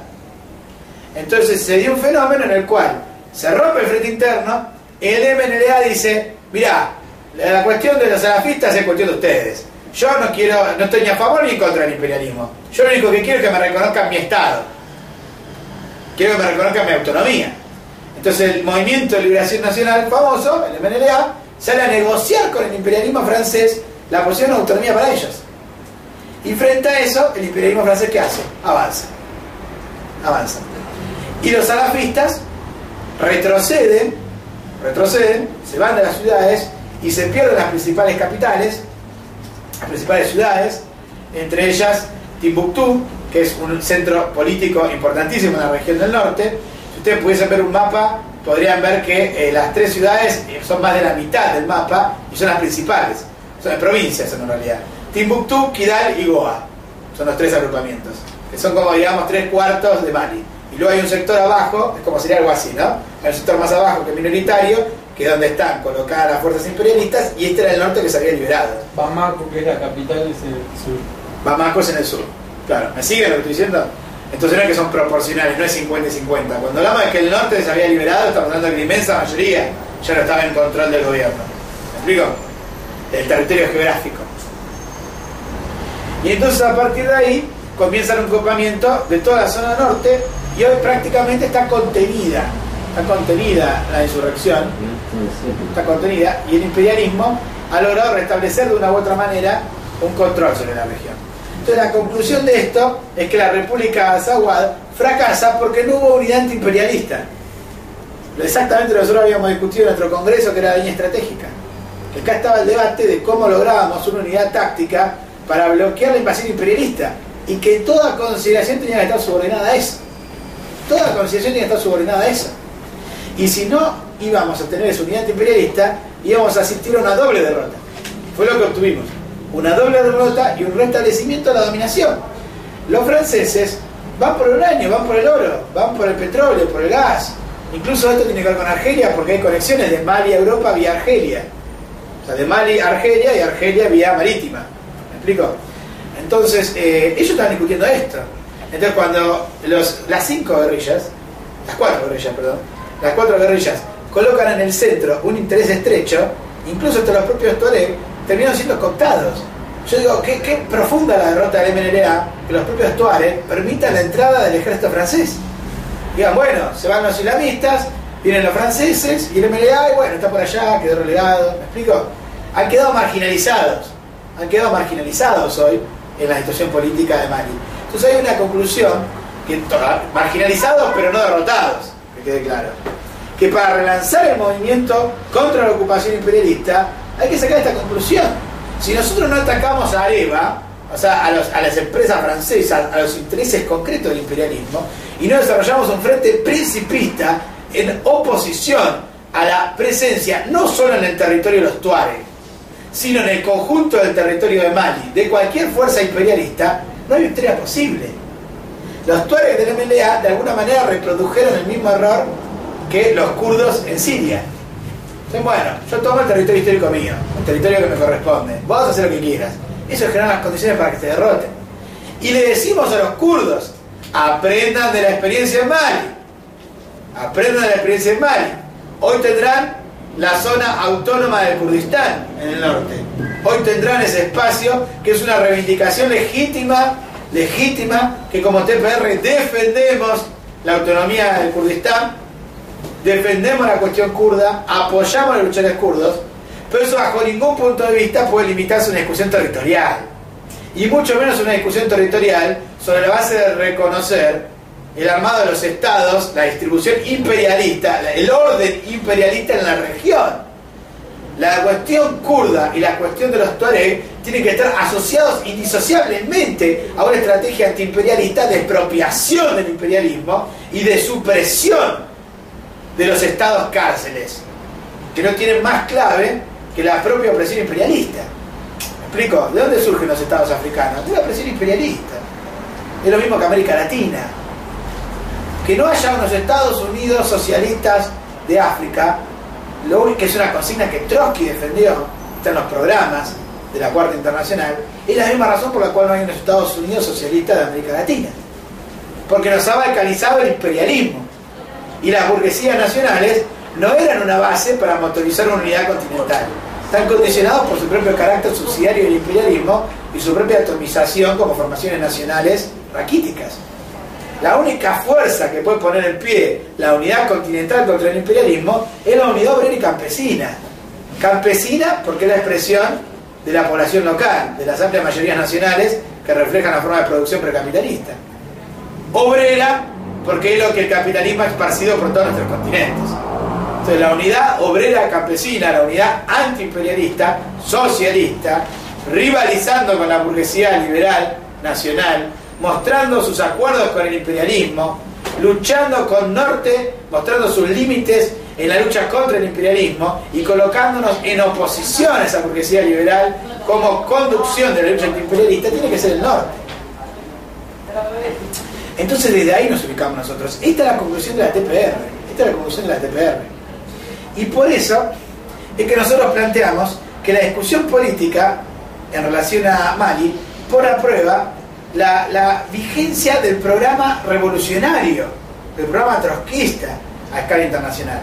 Puesto que estamos diciendo en esta charla, la cual ya vamos a terminar, y lo tengo punteado, así que es verdad, en 15 minutos termino.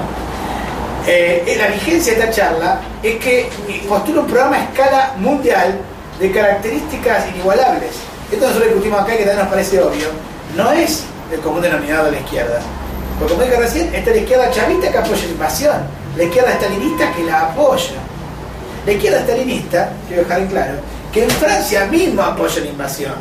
Cuando uno dice la invasión a Mali, tiene que entender que acá también fue derrotada la lucha por la República de Azawad, no solo por los defectos locales de la guerrilla, por su carácter político y demás, sino también porque en la metrópolis no se produjo un movimiento de apoyo a la República de Azawad. No se produjo.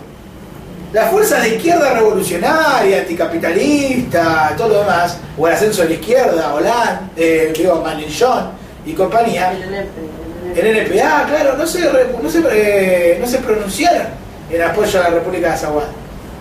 No se pronunciaron. Y Mélenchon votó a favor de la invasión imperialista. Entonces cuando ahora, el 6 de mayo, Mélenchon nos quiere hacer creer que es opositor, que rompió con Hollande, habrán visto que protagonizaron una multitudinaria movilización en oposición al ajuste de Hollande. Hay que decir, Mélenchon, si estás en contra de Hollande, ¿por qué no estás a favor de la autonomía de los tuareg? ¿Por qué no estás a favor del retiro inmediato de las tropas francesas en Mali? ¿Por qué no repudiás la expoliación imperialista francesa en Mali? Pues tampoco se trata de que expoliemos democráticamente a Mali. El problema es acabar con la opresión imperialista en Mali, acabar con el saqueo de Mali. ¿Por qué? Porque no es propia de los capitalistas en Francia, porque no es una fuerza que tenga por objetivo la revolución social en la metrópolis, porque su planteo ecosocialista no es más que un eufemismo de un planteo de colaboración con la clase capitalista. Y lo han dicho mil y un veces. Acá el problema es que administremos una política estatal que no sea la misma del ajuste.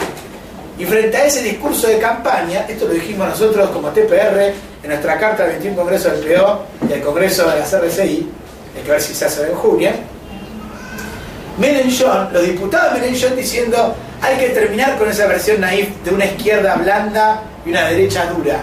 Acá cuando lleguemos al gobierno hay que tomar las medidas que haya que tomar. La que haya que tomar, la tomamos. Entonces Mélenchon se presentaba como una variante del gobierno de Hollande para poder negociar. Y eso mismo se verifica en Mali. Pues yo quiero llamarlos a esto, porque como trotskistas, nosotros sufrimos en Vietnam, con Tatu Tao, compañía trotskista, el asesinato a mano de la unión del Frente Popular francés con el PC de Ho Chi Minh. Y el Frente Popular, que se planteaba antifascista, obrero, democrático, que iba a abrir una nueva etapa luego de la ocupación nazi, fue la que se encargó de masacrar al pueblo vietnamita. Y Ho Chi Minh, el antiimperialista que se enfrentaba con el Frente Popular, fue el mismo que nos masacró a nosotros, por órdenes del estalinismo.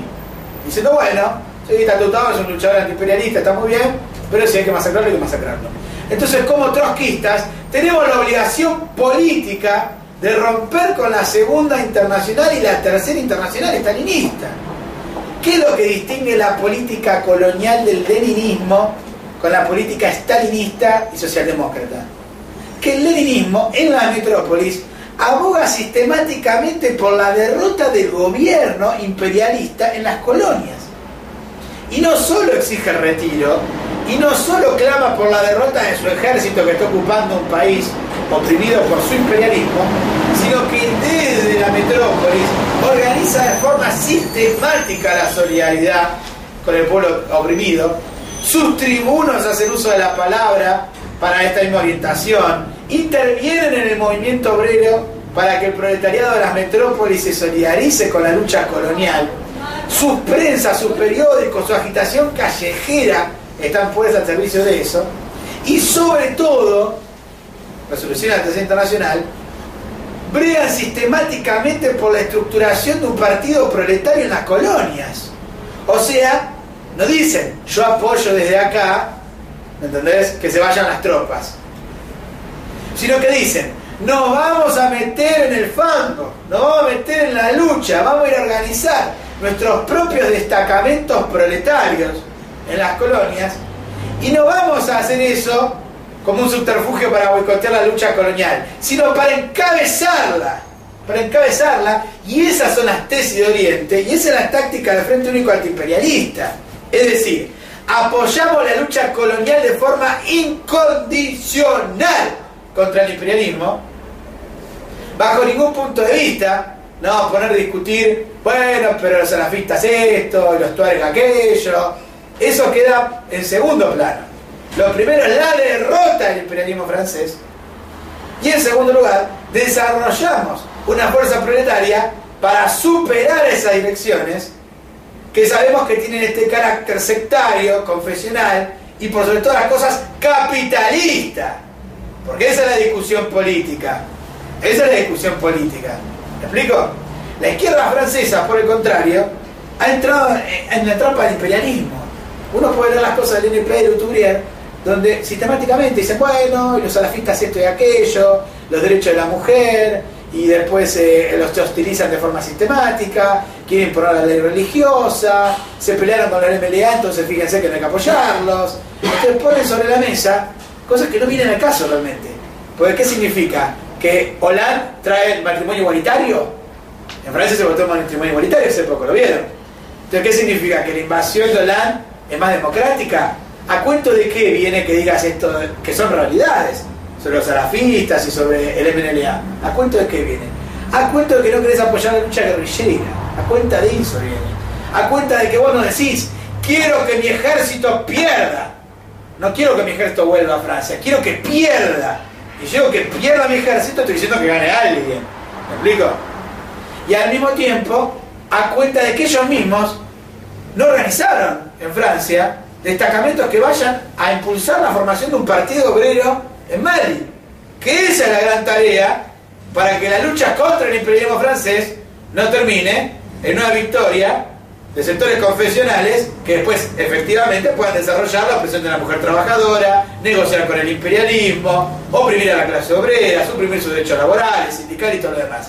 Es una impostura decir esto para rechazar la unidad antiimperialista contra Hollande. ¿Se entiende lo que estoy diciendo? Porque en última instancia, el argumento de que no hay que apoyar a esas guerrillas por estas cuestiones es equivalente al argumento por lo cual los salafistas rompieron el frente. Decían, bueno, yo quiero que sean todos islamistas, entonces si no todos islamistas, ¿para qué me interesa la unidad? Y es equivalente al argumento del MNLA. Dice, ¿yo qué tengo que ver con expulsar el imperialismo del sur de Mali? Yo quiero mi terreno histórico y listo. Demuestra una estrechez política fenomenal y no entender la disputa en el tablero a nivel continental y mundial. Lo mismo decimos nosotros para Siria. En el momento que Israel ponga un pie sobre Siria, la principal tarea va a ser fuera del imperialismo de Siria. Fuera del imperialismo de Siria, y en ese terreno vamos a combatir al Assad. En ese terreno. ¿Me explico? Entonces, esa es nuestra posición política. Esa es una posición principista. La oposición a la invasión imperialista. Y desde ahí desarrollamos nuestro programa político obrero, socialista, revolucionario, y peleamos por el gobierno obrero y campesino en Mali. ¿Se dan cuenta? Nosotros no creemos que estén dadas las condiciones en Mali, ni que nunca lo hubiesen estado, para plantear un gobierno antiimperialista con lo que son los Tuareg, el MNLA y los salafistas. En general, los gobiernos antiimperialistas, el 99,9%, no son más que un sucedáneo de la negociación con el imperialismo. Tuvimos la experiencia en Nicaragua con los sandinistas. El gobierno antiimperialista terminó en eso. Tuvimos la experiencia política a escala continental en toda América Latina, que lo que se reclamaban antiimperialistas eran para negociar luego con el imperialismo. ¿Qué es la diferencia del antiimperialismo consecuente con este antiimperialismo burgués? El hecho que se reclama revolucionario y que apela al armamento y la movilización popular para expulsar el imperialismo. Entonces nosotros por eso entendemos que la discusión tenía que estar sometida a la lucha de una unidad de acción antiimperialista. Nuestra política fue, y la votamos así en nuestro Congreso, y ahora estamos a pocos días de ir a Francia, a la Fête de l'Ouvrier, que es un evento de la izquierda europea a nivel mundial, a plantear esto. En Mali lo que es necesario es unidad antiimperialista. Si en Mali fuimos derrotados es porque no hubo unidad antiimperialista. La crítica a los salafistas y al MNLA tiene que ser sobre la base de que no promueven la unidad antiimperialista. Entonces sobre ese terreno tenemos que avanzar. Porque es ridículo discutir con los salafistas diciendo nosotros trotskistas.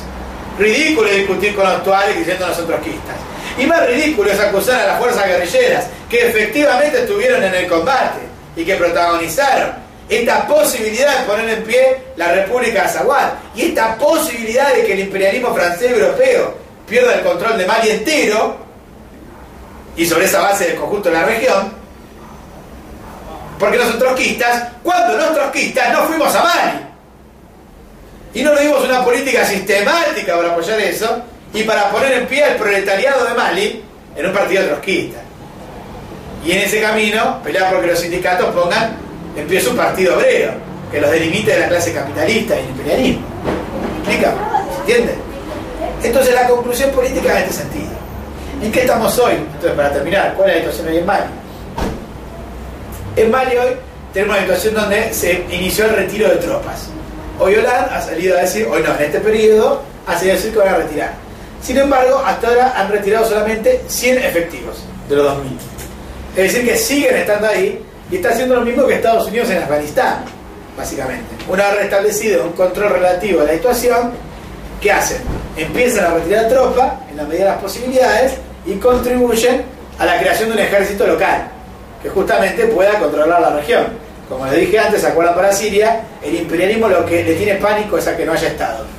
Cuando deja de haber Estado, el imperialismo cruje, tiembla, porque ve la oportunidad de que haya una erupción histórica de las masas contra el capital. Entonces, ese es el debate. Entonces están aportando a la reconstrucción. Rajoy aporta eso. La izquierda española ¿está armando comités en apoyo a Mali? ¿La izquierda española la está armando? ¿Están denunciando a Rajoy esto? Lo sigo esperando. Hoy estamos en España. Se lo vamos a plantear a la izquierda de España. Si todos los países de Europa contribuyen y son partícipes necesarios del genocidio en Mali, de la masacre en Mali, de la masacre en Siria, hay que organizar esos comités. Hay que organizar esos comités y luchar por estructurar a la izquierda en esos países. Esa es la tarea de un partido revolucionario en las metrópolis. Esa es la vigencia del leninismo y esa es la forma concreta del internacionalismo proletario. Lo otro es una abstracción democratizante que es funcional al aislamiento de la lucha guerrillera en oposición a la invasión imperialista. En este terreno, hoy lo central es que están poniendo en pie un retiro de tropas. Se viene para junio, supuestamente junio-julio, la llegada de 12.000 cascos azules, 12.000 cascos azules de la OTAN y 1.000 policías. O sea que básicamente en Mali la lucha no se acabó, sino que por el contrario vienen a tratar de darle un tiro de muerte de acá a Julia. 12.000, había 2.000 ahora, 12.000, 6 veces más que la invasión de enero va a llevar la OTAN a Mali. Esto es en julio. Y 1.000 policías para regimentar a la población también, en las ciudades. Entonces la lucha política que tenemos nosotros es por desarrollar potentemente en Francia, en España, también luchar en Argentina, como luchamos en todo el mundo contra el imperialismo, poner en pie esa unidad antiimperialista, esos comités por la derrota y la expulsión del imperialismo en Mali, estos comités que organizan la lucha política en oposición al chavismo, que es partícipe necesario. Yo sé que ustedes también no lo reflexionan, pero cuando hablamos con Lobo Suelto, con la OES, con la Mella, con Marea Popular, estamos hablando de esto. Cuando nosotros planteamos que hay que construir un frente antiimperialista de la izquierda en Argentina, estamos discutiendo con esta gente. Y a esta gente la tenemos que desafiar en el terreno antiimperialista, y a esta gente la tenemos que forzar a definiciones. Que Itaí Hagman se pronuncie. Que Itaí Hagman se pronuncie. Basta de impostura. Si vamos a celebrar a Maduro de forma descarada, de forma apologética, hagámonos cargo de lo que significa Maduro. Maduro no solo significa, en sus propias palabras, el segundo gobierno peronista de Venezuela. No, peronista, dijo. Peronista. También kirchnerista, pero peronista por la frase. Está textual citada. Entonces, no solo significa eso. No solo reivindica a Perón, al que vino a masacrar al cordobazo, al que vino a cerrar la oportunidad de una salida revolucionaria en los 70 en Argentina. No solo viene acá a decir que es kirchnerista, a reivindicar, como dijo Juan recién, como dijo el compañero Juan Marino, a la misma que nos va a devaluar la moneda, que lo viene devaluando, a la misma que mete el ajuste, a la misma que desarrolla sistemáticamente la corrupción, a la misma que está blanqueando capitales sucios del casino, del juego de los Cristóbal López. No solo viene a defender eso, sino que vino acá y a ninguno de los antiimperialistas que nos va a aplaudir se le ocurrió decirle: che, ¿y en Mali? Che, ¿y en Siria? Entonces ahí es donde el nacionalismo chavista pone en claro lo que está dispuesto a hacer en Venezuela cuando el pueblo venezolano se levanta en un caracazo contra el propio Maduro. Y las condiciones políticas se crean de forma constante, porque hubo 2 devaluaciones ya en Venezuela. La vida económica se desorganiza, el sueldo de los obreros cae, se retrotrae la capacidad de consumo. Vienen a decirnos que tienen el salario mínimo más grande en dólares de toda América Latina. Macanudo, también tienen el mercado negro más grande. Y vaya uno a comparar el dólar que uno cuando tiene el sueldo con el que realmente puede conseguir en un mercado. Hoy en Argentina hay diferencia del 100%. En Venezuela ya la proporción la perdí, creo que era 8 veces, ¿no? Más o menos una cosa así. Bueno, era una desproporción fenomenal entre el mercado negro y el valor oficial. Por lo tanto, en este cuadro, compañeros, en conclusión, nosotros por eso, en la charla, para terminar, este es el último punto, la importancia de la unidad de la clase obrera a nivel internacional. Mali también tiene clase obrera, y hay movimiento de trabajadores portuarios, y hay movimiento de, ¿cómo se llama?, de los mineros, hubo trabajadores de los aeropuertos, de la educación, en fin, basureros. Eso, la huelga de los trabajadores de la basura. Claro, en octubre fue esto en Bamako. O sea, digo, hay ejemplos, y en todos los casos el ejército estuvo en contra. O sea que el ejército francés revienta huelgas obreras también. Es un ejército antiobrero, no solo antinacional. Y por eso la consigna que nosotros pusimos en la flyer. No solo fuera el imperialismo francés de Mali, y todo el imperialismo, la OTAN, la Unión Europea, los españoles, todo lo que van a contribuir a esto. No solo la denuncia a los chavistas, a Rusia, a China, a Al-Assad, por ser cómplice de esa masacre en Mali. No solo el apoyo a las guerrillas en su lucha antiimperialista, y la denuncia a las guerrillas cuando capitulan esa lucha antiimperialista y dividen la lucha antiimperialista por acuerdos con el imperialismo o el carácter confesional, sectario de cada una de las fuerzas musulmanas, sino también vamos por la autonomía nacional de Mali frente al imperialismo y de los Tuareg frente a Mali, reivindicando la autonomía nacional de los Tuareg e impulsando a fondo la lucha obrera.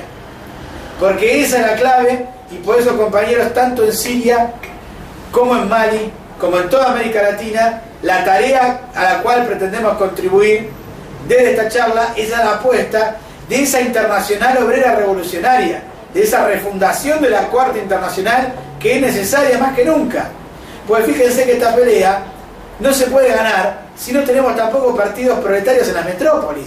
Si en la cuna del imperialismo no tenemos partidos obreros que desarrollen una profusa lucha política en oposición al Frente Popular de Mélenchon y en contra del centrismo antimusulmán adaptado al imperialismo democrático de la izquierda anticapitalista, de los Lutubrier y los NPA, que no se la juegan a fondo por esto y piensan que la lucha antiimperialista es un sucedáneo del Frente Popular. Pavadas. El Frente Popular es proimperialista, el Frente Popular es Mélenchon, el Frente Popular es con lo que se va el Goya anticapitalista. Eso es un Frente Popular. El Frente Popular real es el Frente Popular de Mélenchon, de Hollande, de la izquierda burguesa que tiene un acuerdo estratégico con la opresión imperialista en Mali. La izquierda Frente Populista, en este caso, es la izquierda chavista que apoya la invasión a Mali. Eso es el Frente Populismo. El Frente Populismo es el último recurso del imperialismo. El Frente Populismo es la izquierda que apoya la invasión imperialista.